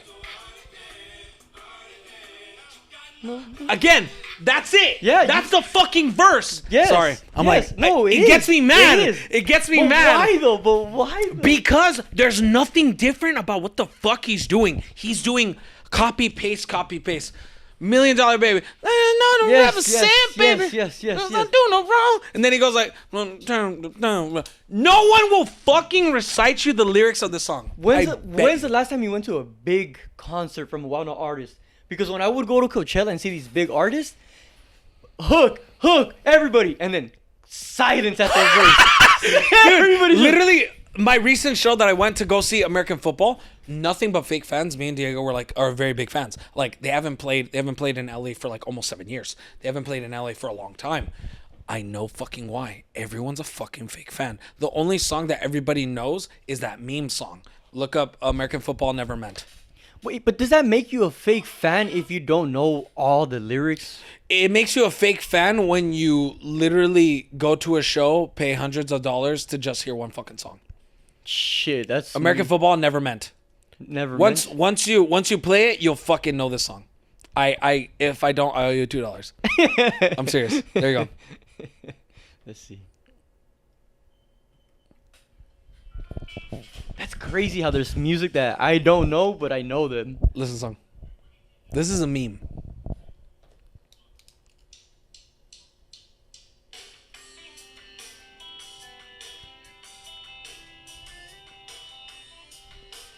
Do you recognize the song? No. Really? No. Okay, then I lose. This is like their biggest song ever. And like when I went to the concert, they played some of their other big songs from their first album. Well, not their biggest songs because this was the single. But my point is that it was around the chatter that I heard in the concert. Uh-huh. I had people like say like somebody's just like, oh, do you listen to a lot of American football? And I'm hearing this from a different group of friends. They're like, yeah, I'm not like a really big fan, but I can appreciate it, you know? Yeah. I'm just like, motherfucker, then fucking leave. Like, what the fuck? And then there's other people like next to me. There's a fucking group of kids, dude. They're like 19 years old. They snuck in. And another 24-year-old talking to them. They're like, oh my God, you guys are so cool and like all this other shit. So they met during the show. That's what I figured out. I'm just like a fucking chismoso, like just listening to their conversation. And then she goes like, they opened their set from their first album, Summer Ends, when the summer ends. And it's a very, very slow, very like slow burning song. And like some people are singing, some people are just watching, right? The song ends, and the 24-year-old from that group is just like, oh my God, I love that song, when summer ends. And then one of the girls is just like, yeah, I know, I can't wait till they play it. And then their friend is just like, girl, they just played it. Dick. And then one foo from the fucking group came up next to me, was like, hey, did they play this song yet? I'm like, they just fucking played it. Like, they just played it, bro. So the first album is like what got them on the map. They're from Ohio, or like Ohio, I believe. And so their second album, they did a transition, so they go to their second album. That's mine and Diego's favorite album. Like, that's just one of the truest shit that they've ever written. Such great music. Opinion, again, my opinion. They play the first few songs. No one is dancing. No one is like, well, like, you can't really dance to American football, but like me and Diego are fucking Millie rocking and shit. We're like singing to each other. We're singing to the band, and just having a good time. And there's people that aren't doing anything, like zero at all. But you got no confidence like me. See me when I run a band. To prove my point, when they're playing Neverment, I recorded it. It gets me so mad. Look, this is the most lively.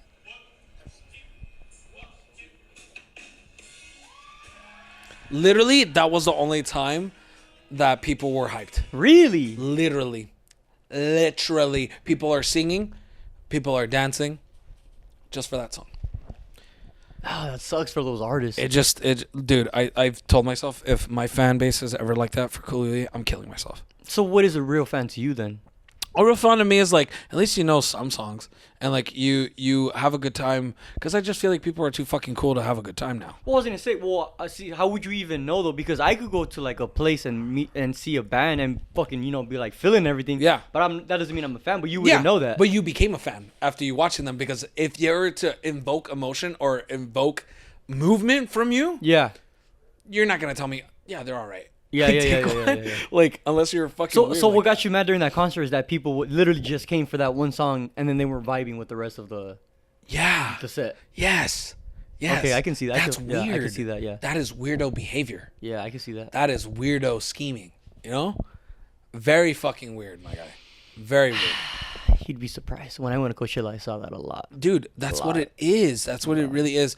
Like, as much as you could say about Kanye, his fucking fans are fans, bro. No, Kanye. His fans are fucking fans. They look at him like a god. Yeah. I'm a god. I'm a god. Yeah, you're like, because if you can communicate the product, you can make money off the product. Just look at Gaga. She's a creative director of Polaroid. I like some of the Gaga songs. What the fuck she know about cameras? That will be forever my favorite clip of him. But like, dude, I'm not like a super big Kanye fan. No, I'm not super big. What don't you like about Kanye? I think after My Beautiful Dark Twisted Fantasy. Okay, we were talking about music. Yeah. Okay. Like I stopped listening to him after that album. But like, College Dropout, Late Registration, bangers. Like, that's the thing. I'm well versed in the sense of I like his music. I like some of his music, but after that I just didn't. I'm not an avid listener. Okay. I'm not a huge fan. Yeah. But it's just what I don't call myself a fan because I didn't continue listening to him. Yes. I don't call myself a fan in that sense. I don't claim to be a Kanye stan. What is X? You know XXX? Yes. He has a great quote about something about fans. It's like if you're gonna be a fan, you have to do some. It has to be an XX amount or something. Yes, I think I know which one you're talking about. He said that in one of his interviews, and like, Yeah, it was one of his interviews. yeah, I feel like I wasn't a very big X fan, but when he died, that shook me. Why? I don't know. I don't know why. I guess it's because he was the same age as us. Okay. Exactly the same age. Is that why it shocked you?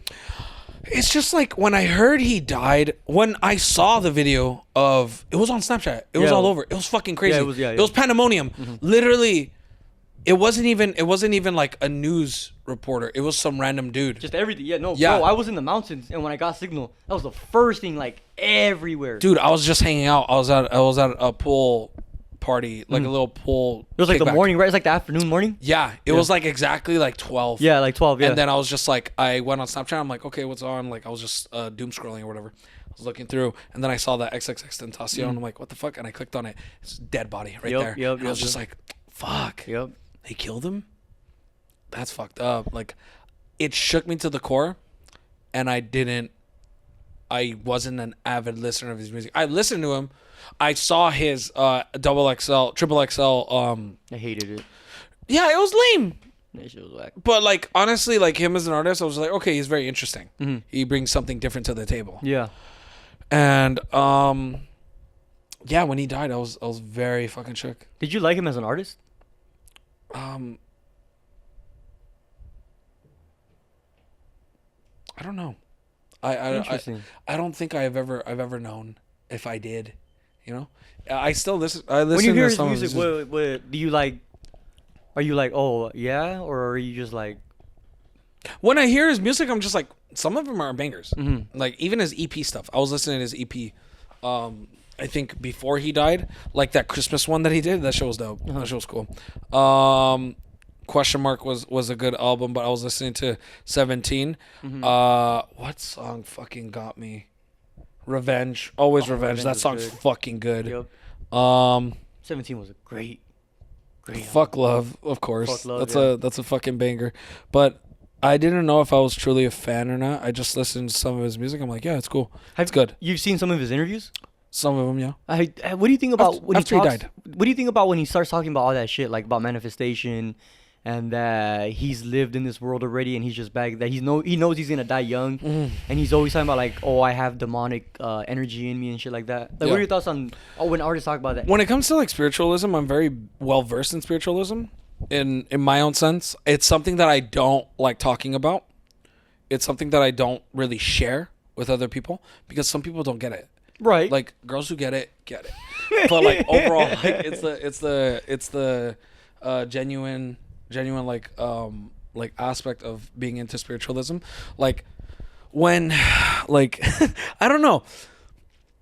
I think whenever I see interviews like that with him, is just like he was well versed and I saw it, but I just don't like people that just try to mimic that, like his fans that just try to mimic that. Exactly what you're talking about. Very fucking cringy. I know exactly. Like, what bro, you're if you're talking if you're not about it, don't act like it. I know exactly what If you you're don't talking do your research, don't talk about it. Yes. It's weird. It's just like, it's not even about like research, like something you could read in a book. It's just a spiritual thing. that's- Like you as a person need to know and fully know yourself to talk about such things.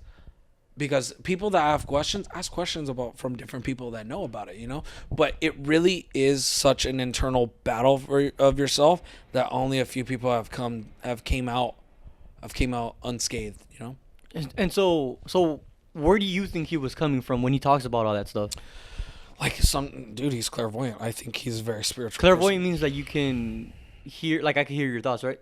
No, clairvoyant is like you're able to see, like you're well versed in the future. Oh. Like you just sometimes know. Mm-hmm. Oh no, oh my god, omniscient. Omniscient means like you know everything. Yeah, like you know like everything. that. Like God, He's like God. omniscient. Uh-huh. But he's not like a god. But he knows. Like he just knows. Yeah, like intuitively, he's just fucking strong. His intuition's strong. Like I feel like I'm in that state. Like again, I don't fucking share it. I don't talk about it because some people that get it. Right. Some people that don't. Because I know in this life, like I'm meant to do something big, Uh-huh. whether it's be a martyr or like be important in some way. Because I feel like with the words I talk about with the band, it's meant for larger audience, and my life is meant to like fight against the machine, fight against the odds, to always fight against that. So do you choose your words carefully whenever you're making a song? Yeah, I would say so. I wasn't always until now, until now. What was that click? That day that was it the day you realized, like a moment? I think it was after the first album, after Bag Chasing, Heartbreaking, and Lovemaking. We dropped that during COVID, after COVID actually, 2021, and I would just listen to the words I was saying. It's just more of just like hurt. I was speaking out of like a hurt experience. I experienced a lot of heartbreak during that time before I wrote the album, and I didn't really feel like it was genuinely me as much as I'm doing it now for our second record. So I think it clicked after I wrote Jelly Bean. Jelly Bean was the last song we wrote of that album. But what clicked? What were you like? What made you be like, okay, I need to change the way?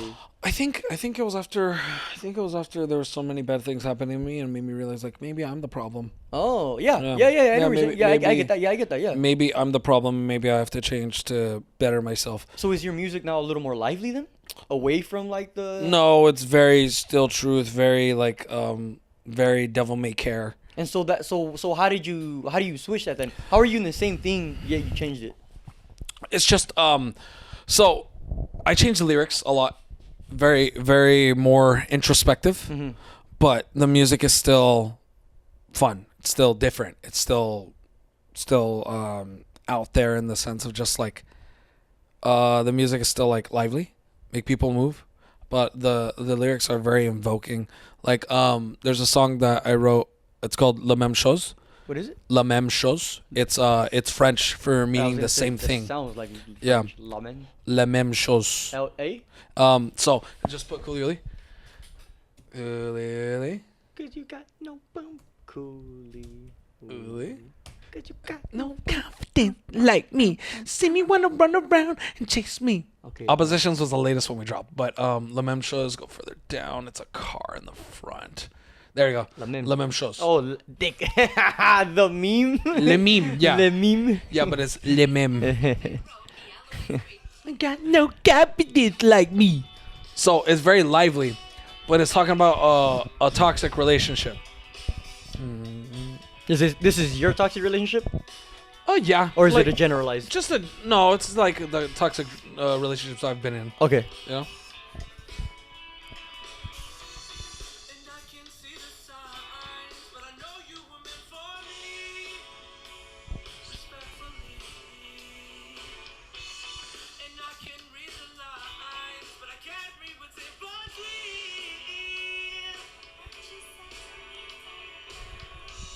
But I can talk to you. So there's lack of communication in that Yeah. in that relationship. Presence, blow. It's like me over romanticizing this person when it's like reality just a train wreck. Yeah.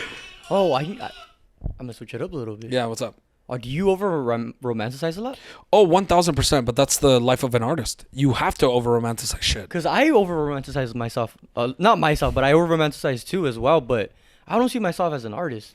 And so, what do you think that is? then? You're an artist in different ways. Okay. You don't have to be in music to be an No, artist. no, You not don't in have to music, do art, yeah. but like communication is an art. So I Okay, think yeah, I can kind of see that. yeah. So like maybe the podcast goes really well. Maybe you want to write a book. You Oh, I've written a book already. really. Yeah, not a small book, nothing big. That's It was, dope. Yeah, it was a small book, like 50 pages. That's awesome. Yeah. That's fucking awesome. Yeah. How many people of our age can fucking say that though? I don't know. Think about that. I don't Think know. about that. Yeah. People of our age are not fucking writing. They're not fucking reading. No, I love writing. Yeah, dude. I love And writing. same here. Same thing with poetry. Same thing with all that. Yeah. I think that makes you an artist Yeah. because you have to romanticize life to make people understand your special point of view. What was that fucking quote? There was a quote that I remember I had. It was like, how can you be you can't be, I think it's an artist or a romantic if you don't over romanticize life or something like Yeah, shit like that. you can't be an artist if you can't romanticize life. Yeah. That's the truth. Why is that? I feel like because again, you started with the interview about us being so mundane and so being unsensitized from other things, Right. that it takes away the artistry and the artist from the person. So you have to romanticize. Like, just to clear my point, go towards the end. I want to say like right there. So That's that part of the song is when we do a key change. Before that? A little bit more. So this is the last chorus right there. Do. So I'm begging for someone to love me. What do I've got to do to get my? What do I have to get to get What do my I've love got to get my lovin'? in? Lovin'.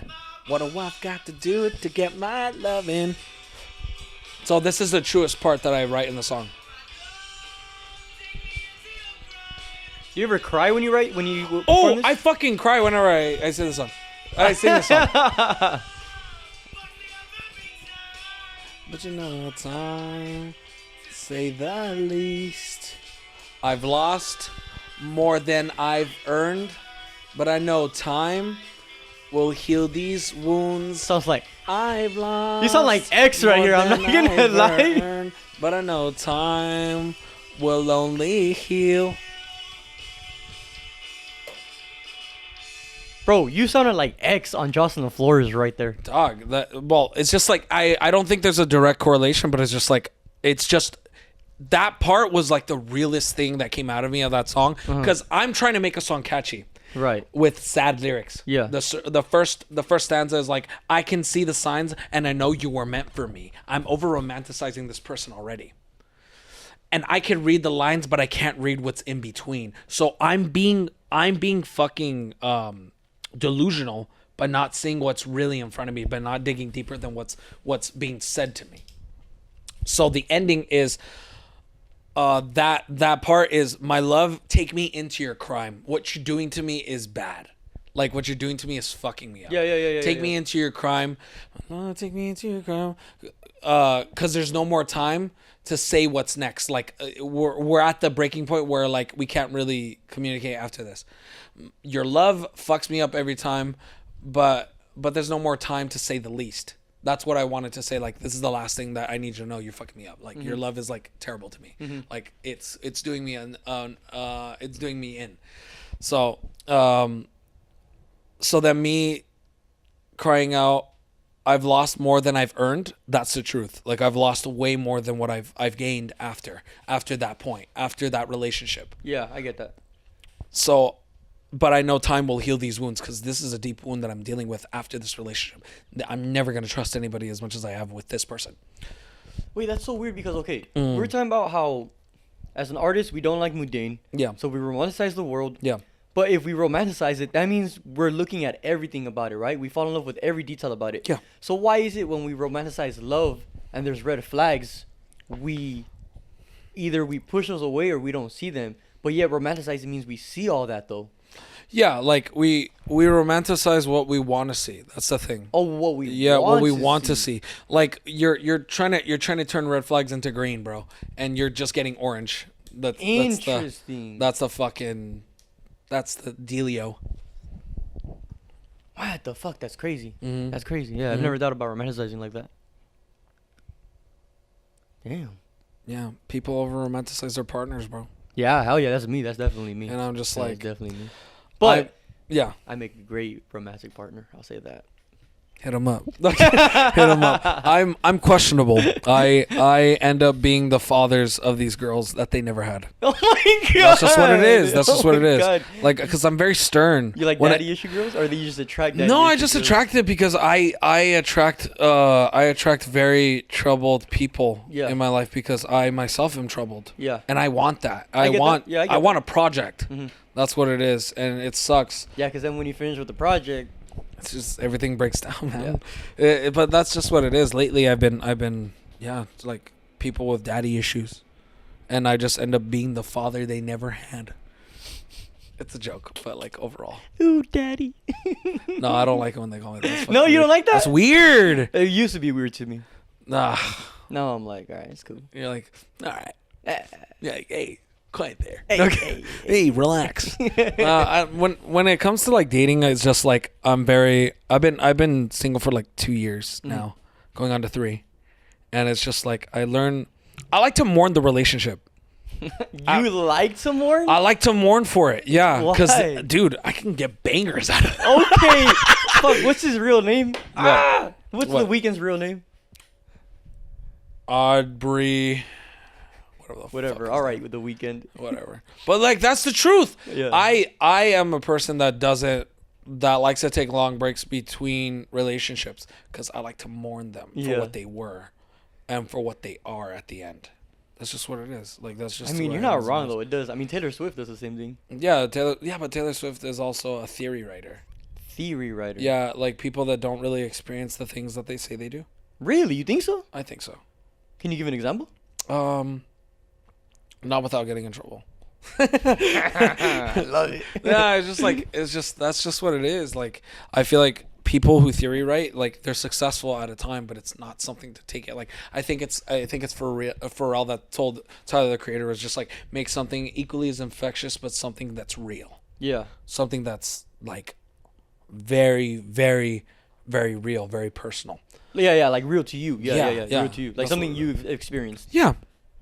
Well, like Taylor Swift is not a good example, but like sometimes people just write songs about like an idea, Yeah.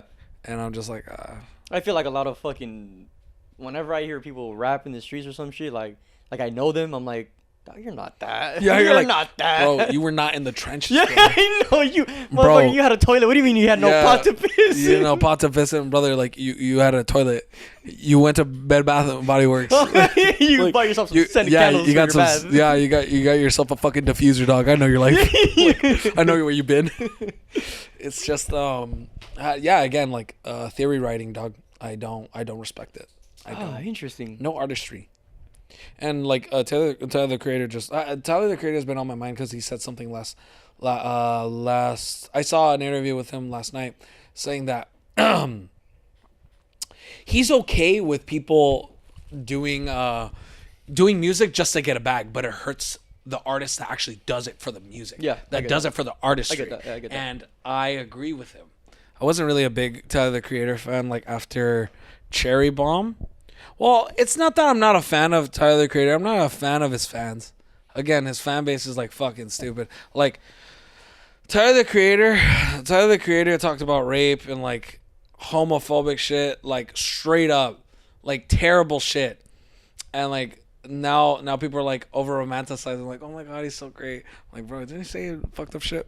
But like again, that's the artistry about it. He did it to piss people off. But now he does shit because that's who he really is. And I respect it. I respect it now. But like I just don't like his fans. What time is your heart out? Huh? What time do you have to leave by? Probably like 9. Cause I gotta go to Target. Okay. What? No. Because usually I go for a while, but if you have to leave by 9, Yeah. that way I can do some questions I had for my art project. Yeah, for sure. Like literally, we just went off tangents on No, but this tangents is on my tangents. podcast. This Yeah. is my podcast. That's and cool. I'd rather do this. Yeah, I enjoy this. that's cool. But okay, let's do this. We're gonna don't overthink it. If you want to overthink it, I guess Sure. I can't say no. But I guess I'll just ask you all these questions. Face value. I'll just do face value. Sure. Yeah. Okay.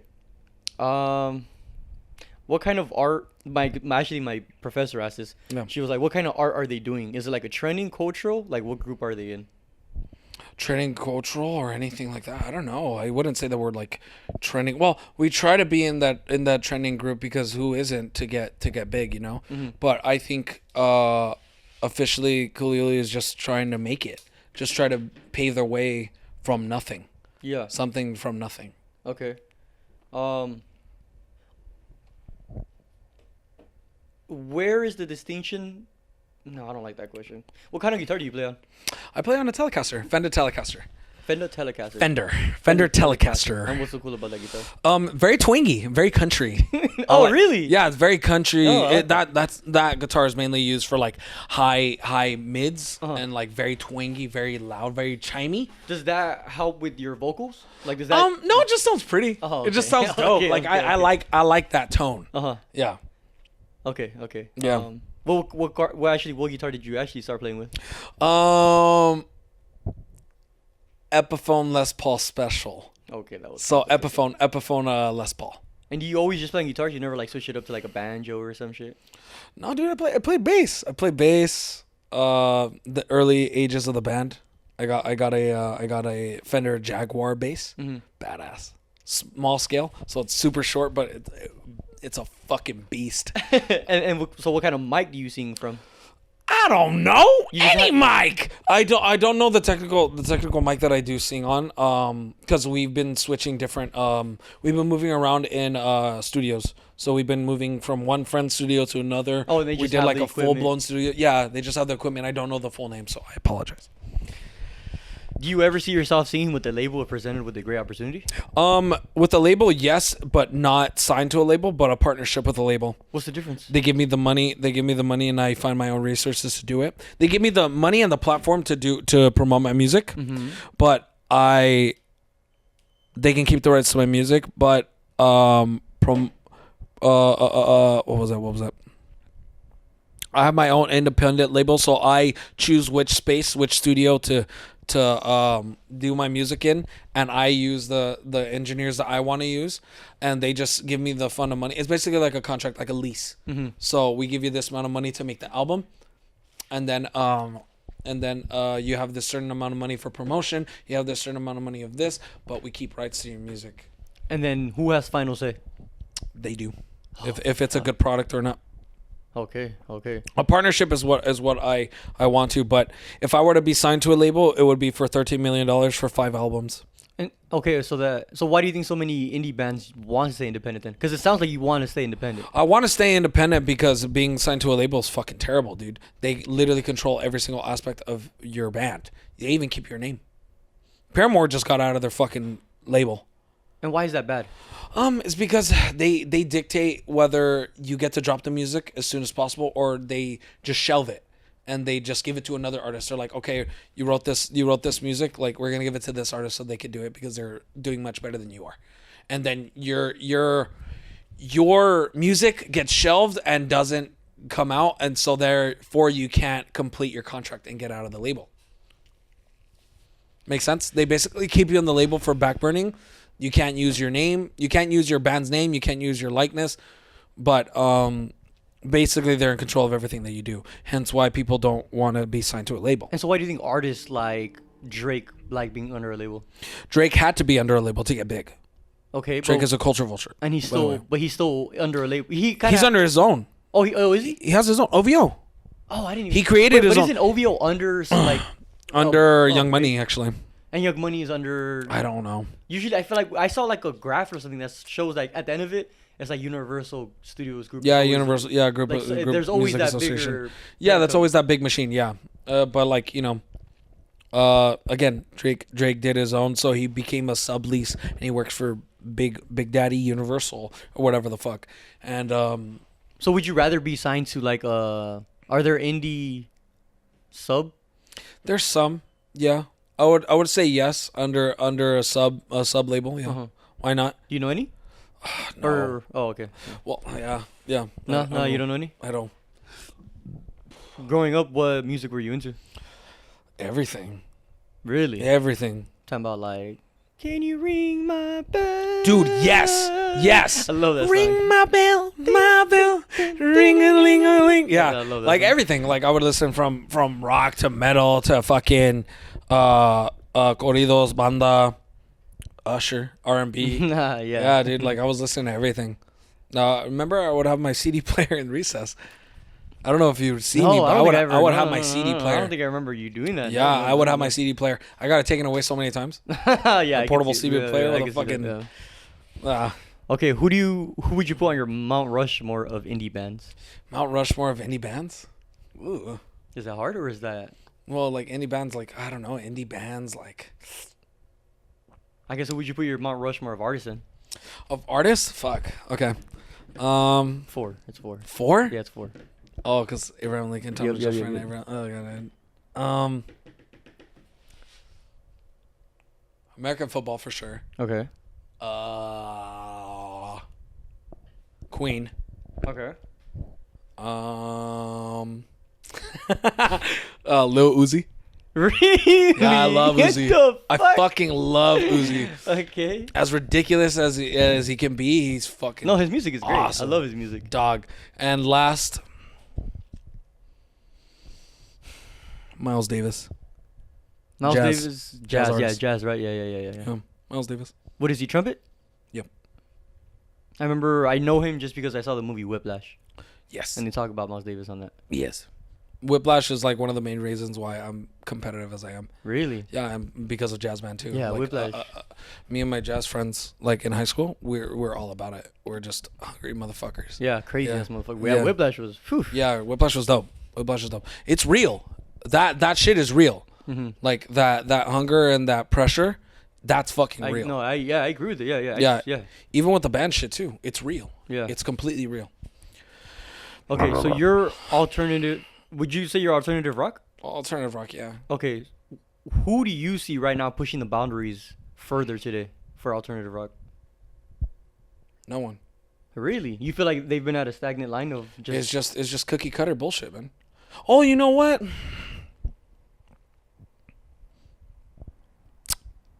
Nah, no one. Do you see yourself? Do you see as your band pushing it? Yeah, of course. And Like how- I feel like with genre bending and as much as we're doing, we just write what we like to write. We're not cookie cutter bullshit. We're not copy and pasting. We're challenging ourselves every single time. I had to write a whole album in like a different key. We're writing a whole different album in a different key and a different tuning. And how do you know when you're moving around so much like that? How do you know it's still rock? Just the elements, the attitude. See, that's where I get confused with music and stuff. Yeah. It's just like, how do you know you haven't? It's all subjective at the end of the day. Like I'm not saying that like I'm pushing boundaries or anything like that, but I just think like personally my band Ukulele itself is just not that. Mhm. Cuz we just dropped a fucking metal song. Like, the fuck does that metal song? Yeah, I'm fucking yelling. That's dope. Yeah. Yeah, hell yeah, that's Yeah. dope. Can you guide me through your experience of playing in a venue? Yeah, so you get hit up. I'll tell you, Viper Room. Viper Room, you get there super early to meet up with the promoter. Tells us, all right, we're gonna have a good show. This is how it is. Set list, how the set is. And then basically chill around, wait until you're set, support other bands, talk network, and then once you're up, you talk to the sound guy, tell him what you want to hear through the PAs, and then prep. Like that's just what it is. You know what about Prepping is different. For me as a singer, fucking crazy. Well, I don't think it's fucking crazy, but I'm like on my Mariah Carey shit. What do you mean? Like, I start off my day with cold brew because most likely I'm gonna work. I'm gonna work that day. I have to. And I drink my cold brew, get it out of the way first thing in the morning, like around like to 12, and then I usually eat something very greasy for my vocal cords. So then my vocal cords aren't dry throughout the whole day. I drink my throat coat tea, like with hot water, like warm, and then after that I eat potato chips on my way to the venue to keep my vocal cords lubed up, so that by the time I sing, sound great. I'm not straining to hit those notes. What the fuck? I didn't know that was a thing with greasy food. Yeah, and all greasy that. foods. You can't eat anything with sugar. You can't drink milk. You can't eat cheese. Or meat. Mint. Yeah, exactly. Not mint. Even drinking alcohol dries out Yeah. your vocal cords. Yeah, I think and bread. Is very, very important before a show that you know. Like I basically don't eat. Mm-hmm. All I eat is like chow mein, drink my tea, drink water, lukewarm water too. You can't drink cold water. You got to do room temp. What the fuck? It's a lot of prep, dude. Mariah Carey knows what she's doing. And then so you get to the venue, you're warming up. Yeah. And what is the experience like when you're? Do you get nervous? Like, Not anymore.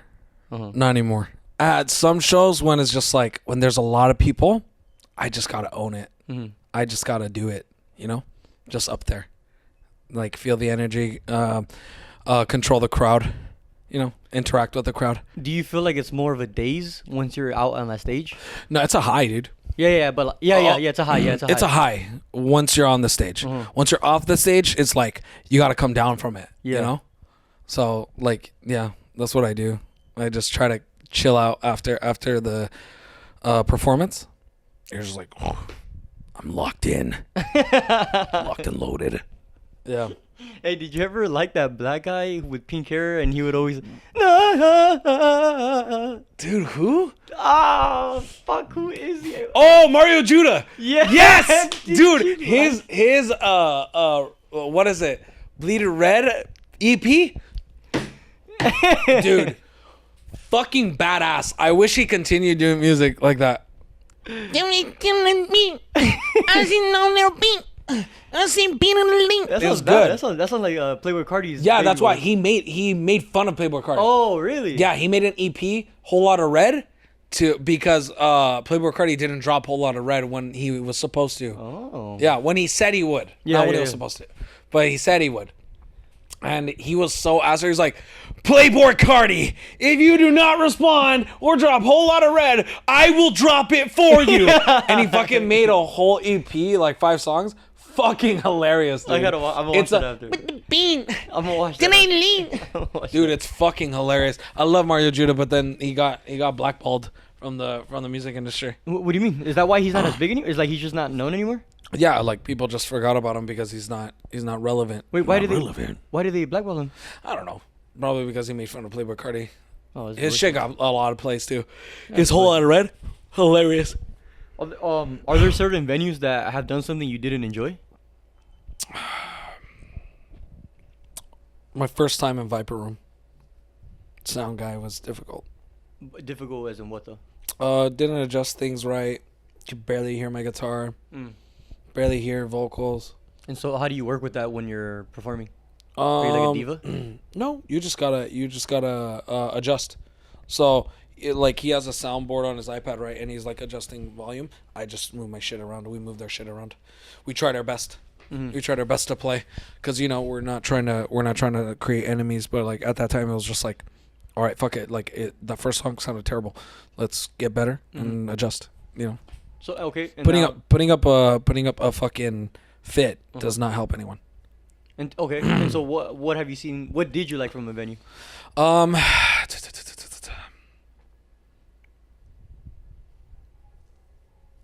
What did I like from a venue? I like the green rooms. The green rooms are fun. Just hanging out with Yeah, like people and it's shit. cool, chilling out. Yeah, green rooms are cool. Yeah, I like that too. Yeah. Well, what is the feeling difference between a bigger and a smaller crowd? Smaller crowds are more intimate. So I think like we've played like a lot of shows where nobody was in the crowd. We just had fun. And the people who were working gave us compliments and they followed us, and it was just very intimate. I like small crowds Better than for bigger that. crowds? Bigger crowds, it's just a fun. It's just a blast. It's a party. But nobody stops and says like, "Hey, great job, man." Yeah. Like most times. But like smaller crowds is more intimate, and it's cool. It's cool that way. It's like you get that human connection, that human experience. So if you had one last show, would you want a smaller crowd or a bigger crowd? We're like a controlled crowd. What does that mean? What does Like that mean? small venue, very intimate. Controlled. Oh, okay, gotcha. Yeah, gotcha. like 200 people max. Yeah. Cool. That would be considered small, right? Yeah. It's like a big crowd is like fucking stadium, Yeah. Stadium. We're like, we packed out the House of Blues foundation room. Oh, did you? Yeah, You it played was at the fun. House of Blues? Yeah, Oh, played at the that's House of dope Blues. as shit. Yeah, it was fun. Very fun. That's like an iconic moment for you guys, right? Like it's like a milestone for like every band. Yeah, like not one of the main rooms, not like the big halls, but the foundation room is where like music execs and like people that want to drink before they go to a show go there. Oh, I didn't know there were different rooms. I've Yeah. never been to the House of Blues. Yeah, it's different rooms in Anaheim. Oh, okay, Yeah, the okay. foundation room is like upstairs, like a private room, but that's where like people who like music and like to listen to different music come there, chill out, have a drink. Oh, yeah, that's pretty good. Yeah, that's pretty good to be able to fucking It's get. dope. It was dope. It's dope. Were you able to find any connections? Yeah. Sound the Groove. They hit us up before, and they got us in there. And now I think we're gonna be playing the Virgil in December. Oh shit. Yeah, the Virgil should be fun. Where's that at? I'm not sure. Actually, I think like LA. You haven't traveled out of state, huh, to perform? Yeah, I did. Arizona. 2022. Damn. That was fun. Yeah, That was fun. that's fucking dope. Airbnb. Soon as I got there, got drunk. Got fucked up. I got fucked up like over that, and I was just like, whoa. And then the next morning, I was just like, why did I do that? Yeah, you're like living like a rock star. I'm just like, hey, bro, like, make some breakfast, make some waffles. Can you remember what your first show was like? Oh yeah, like our first show, we threw it at our friend Greg's house over in West Covina. Was it like a? It was a backyard show. Yeah, backyard. Yeah, show. Yeah. We invited Tide Mines, we invited Lunar Caves, we invited Tide of the Wave, and it was just like a bunch of people came. No, it was a bunch of people. Yeah, it's like a throwback. It was party, insane. Right? Yeah, it was insane. And I remember I got everything together for that show. Mm-hmm. I got the porta potty, got the house, got everything. Yeah, like I was about my shit. Yeah. And like it was dope. That was our first show ever, and it was amazing. It's awesome. I love those bunch of friends. I love those house parties. Yeah, they're so dope, man. Like, you need to throw another one. dude, fuck, coming soon, maybe. I would love to do another one. Yeah, that'd be dope. It's just a lot of work, you know. But like, then again, I did that all by myself. Yeah, I feel like kids nowadays don't even party like that anymore. They do. It's just clicked up now. It's just clicked up. How do you connect with your fans in shows? Oh, say hi. Like, they come up to us, say hi, and like I just have a conversation. Like they let them know, they're like, "Hey, great job out there." I'm like, "Thank you, bro." Like, no, seriously, bro, you guys got something going. You Like, have regulars that come? appreciate it. Huh? You have regulars that come? Sometimes, yeah. They're our friends now. Mm-hmm. They're our friends now. And so how do you connect? How do you connect with your fans online then? Oh, just like bullshit, you know, like answer their comments, reply to their comments, reply to their stories or whatever. It's just that, you know. And that's how you reach them. Online is mainly your biggest like marketing thing. Oh yeah, definitely. Instagram or TikTok. We just post funny videos. Have you done any crossovers with other artists? Crossovers? Like working with other artists? I have, yeah. I've helped. I actually wrote with the Tewa, which he's Native American artist. Really nice dude. Love you, David. Shout out to the Tewa, and yeah, Diego actually was a drummer for Erie Jane. Mm-hmm. Shout out Erie Jane. And yeah, very cool shit. Have you? Don't say any names, but have you had any artists where you're like, damn, I just can't work with them? Yeah. Why is it like they're just tough to like collaborate with? Like are they very controlled? It's just not it's just not the same mentality. But They're writing for different reasons. Oh, okay, right. I I don't do that. What new methods of tools are you experiencing in? I've heard synthesizers, ambient sounds, and mixing genres are a new thing. Mixing genres? We've been mixing genres. Oh yeah. Yeah, we've been mixing genres. What about like synthesizers and that? I don't know what that means. Synthesizers are like basically pianos, like adding a whole new layer like above the sound. We haven't really messed around with that because I don't know about adding like a fourth member of the band. Mm-hmm. But maybe in recording, maybe. So you just stick to three piece. Which is what? Guitar, bass, drums. Guitar, vocals. bass, drums, vocals. And that's it. Post production, you never add anything? No. Interesting. Yeah. When you perform, do you have your music playing over? On the speakers? Fuck no. Okay, that would make sense with post production stuff. Okay, yeah. That would make sense. Oh, that's so interesting. Yeah.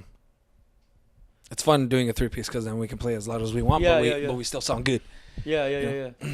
What's the most challenging thing of being an independent artist? Finding the time, because again, we're not well endowed with money. Mm-hmm. We're just working. We're a working band. We're all in leadership positions in our work. We're working full-time jobs, working over 40 hours, working at 40 hours, managing other people while managing this band. So the time is the hardest part, but we make it work. Mm-hmm. So I think just finding the time to do everything, it's challenging, but we love the work. We love it. This is our mission. You know? Yeah, I get that. I feel like when I do this podcast too, it's like a relief. It's an outlet. 1,000%. 'Cause if you don't have an outlet, you go fucking insane. Okay, and so how do you feel about the current state of indie rock? Do you feel go. Oversaturated. Oversaturated? Oversaturated. Everyone is doing the same fucking thing. Everyone is playing the same fucking song. No one's really pushing to do something different. No one's really pushing to be different. Everyone wants to be the same. What do you think about artists who say, I am the different? Like, I am the thing that's different. Like, yeah, it might sound the same. There's some for sure. There's some that I agree with. Yeah. Oh, 1,000%. There are some artists that are very, very different. Some of them that are just like, that just play to play. They're the ones that are just copying and pasting. Yeah. Do you feel like it's lost its soul, or do you feel like it's birthing into something new? It's lost its soul a bit. That's why, like, it's just about fighting the good fight. Fighting the good fight. Fighting the good fight. Just trying to be different. Just stand out from the crowd. Do our own thing, being indie, you know? Can you tell me a little bit about your process of writing and recording music? So when it comes to writing and recording music, writing is just easy. Like, not easy, but like, it's simple to write the music first and then the lyrics. So I write the actual music first, and then I focus on the lyrics of what I want to see. When you say music, you mean like the sound? The sound, yeah, the actual notes and all that. So writing the music first and then adding the lyrics is a lot easier. That's funny because you're the vocal. You want water? Huh? You want water? Oh, I'm okay. Oh, I'm okay it's now. funny because you're the lyricist, so I would imagine you want to do the lyrics first and then work the music around the. It's not.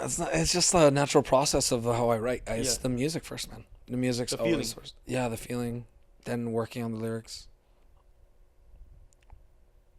Damn, that's tough. Mm-hmm. Yeah, because whenever I've made music in the past, Mhm. I just go on like I'll look up the beat, and then I can work my lyrics around the beat. But I feel like I can't imagine how much harder it would be to make a lyric and then make a beat around the lyric. I feel like Yeah. that's a lot harder. Yeah, that Is is it? a lot harder. Yeah, because I can't tell you the many times that I've written a lyric first before writing the music. And then you gotta adjust and then you end up adjusting the lyric to the music, never the other way around. 1,000%. Uh, Yeah. And recording, what's your process like for that? Recording, a lot of people like to do post production. So like, each member plays to a click. We don't do that. We record in front of each other and we just play live. Yeah, so our songs have that energy. So that when you come see us, has that same energy or more. Yeah. When do you how do you get inspired? Like, how do you know when when you're gonna make a new piece? Just live through life, man. But what are you like every day? Do you sit down and you're like, all right, I'm gonna just stay in this, or do you sometimes are at work or something? You're like, oh shit, I just came up with something new, and it's been like 2 weeks already since I thought of something. I used to be like that. I used to be like, all right, I'm gonna force. Actually, no, I caught myself doing that this week, and my brother kind of reminded me and knocked me in the head. I was gonna force myself to write, and my brother's just like, remember, we do this for fun. Like forcing it is not gonna be a good product. He's fucking right, and I've always thought about that. I just feel like I'm not doing enough. It's the pressure of capitalism and everything else. Like a lot of bands exceeding past what I'm doing, but. Yeah, like, I think forcing yourself to do it is not gonna make a great product. I think going with emotions, feeling your feelings, and then coming back to it is always the best way. Right now, I'm in the process of writing an acoustic EP with Diego, and right now he has a few songs. I have nada, and I'm forcing myself to write, and it's not coming out as well. Whereas like last night I was just like, oh, I have an idea, and I started playing and I was just like, oh shit, this sounds dope. So now I have something to work on, and now I'm just thinking about that throughout the week and then coming back to it, figuring something out. Have you ever had a moment of fuck, I need to come up with something because I don't want him to wait? No, because Diego's already has music that he wants to work on. That's the thing, we already have a whole album on our backlog. How ahead are you with your music? I think we are starting album 3 now. We haven't even recorded. No, but because I've heard the thing where supposedly Cardi B dropped a song, let's say this month, but she actually finished recording it maybe 8 months ago.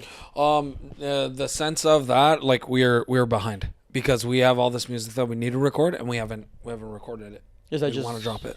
Is that because you needed more studio time? Yeah, and then we just needed time. Time to record. to get together to record it. Yeah. Oh, to get together. Yeah, is that the hardest part? Is just Always, because of yeah. how you guys live your fucking day job. Yeah. lives. Mm-hmm. Yeah. So when do you guys usually find time? Is it very rare, like per month? We plan it. We plan it a month ahead. So how long do you stay recording then? Probably like 5 or 6 hours. Probably 12. How much can you pump out in 5 to 6 hours? 5 or 6 hours. It depends if we're set about doing an actual song. Song usually takes about 2.5. So we could probably get like 3 songs out if we do like 6 hours. Like tomorrow, right after my manager meeting and after they're done with work, we're going to the studio to record 2 songs. Oh fuck, that's great. We have that fucking basis. Like that's our plan. We're just gonna be recording just the music. The vocals we're doing another day. Where I can just just go the by myself. sound. Just the music. Yeah, just the music. What the fuck? Yeah. Why do you guys do that? Because again, we're at work the whole time. I'm gonna have to prep, and it's not gonna be good. Like I gotta stretch myself out a little bit because I'm already gonna be out from work. I'm be talking all day. I'm presenting tomorrow my manager meeting and all this other shit. So I have to space myself out. So again, if I force myself, the product's not gonna be good. So okay, why am I wrong? Because I'm thinking about it like this. Yes. So why am I wrong to think? Isn't it just you? The same way you perform in front of people, isn't it just a one taker? No, I do prep. I gotta sound good. But like once you start recording, you can't just one take it. Yeah. When it comes to recording music, yes. When it comes to like singing music, singing, nah. You as an artist, you want it to sound the best quality as you can, and you want to get that. You want to hit that pocket where it's just like you feel the emotion and not just saying words. Yeah. You know. Yeah. You have to be into it. I think with Gummy Worm, I had to be in that state where I had to really, really feel the weight of the words that I'm saying. It's a very emotional song. Yeah. How important would you emphasize delivery over lyric? Equal. Oh really? Just as equal, yeah. Because like delivery of your words is everything. Because like you can feel the emotion behind that. I've heard that sometimes you can make it further with delivery because you can say anything, but the way you say it, just people evoke that emotion better. Versus like you can say something really good, but if it's not delivered correctly, people aren't gonna understand it. Exactly. But I think personally, as me, like it just has to be equally as thought out. Yeah. And planned and articulated. All right, last question. How has your sound evolved since you first started? A lot different. It used to be just like a garage rock and just moving on, just in your face, but with a lot of heart. Now it's just more melodic with a lot of heart and still have that attitude behind it. But now that we're genre bending a little bit more, like we're not scared to push boundaries and to do something different, I feel as if now our sound has become such a unique sound. I don't think you can pick us from the litter with other bands that you're listening to right now. So you're no longer afraid to just push your boundaries? Yeah, never. Yeah. Why do you think that you were in the beginning? I don't think we were. It's just that we didn't own it. We didn't own it as much as we did now. Would you say it's because you were still finding yourself? Yeah. Okay. 100%. Yeah. You feel like you know yourself now? Yeah, definitely. We definitely have a more distinct sound. Okay, cool. Anything you want to say before we finish? Coolly playing at the Virgil December 12th. Maybe follow our Instagram at Coolly Music. COOLI Music. All of our music is on Spotify.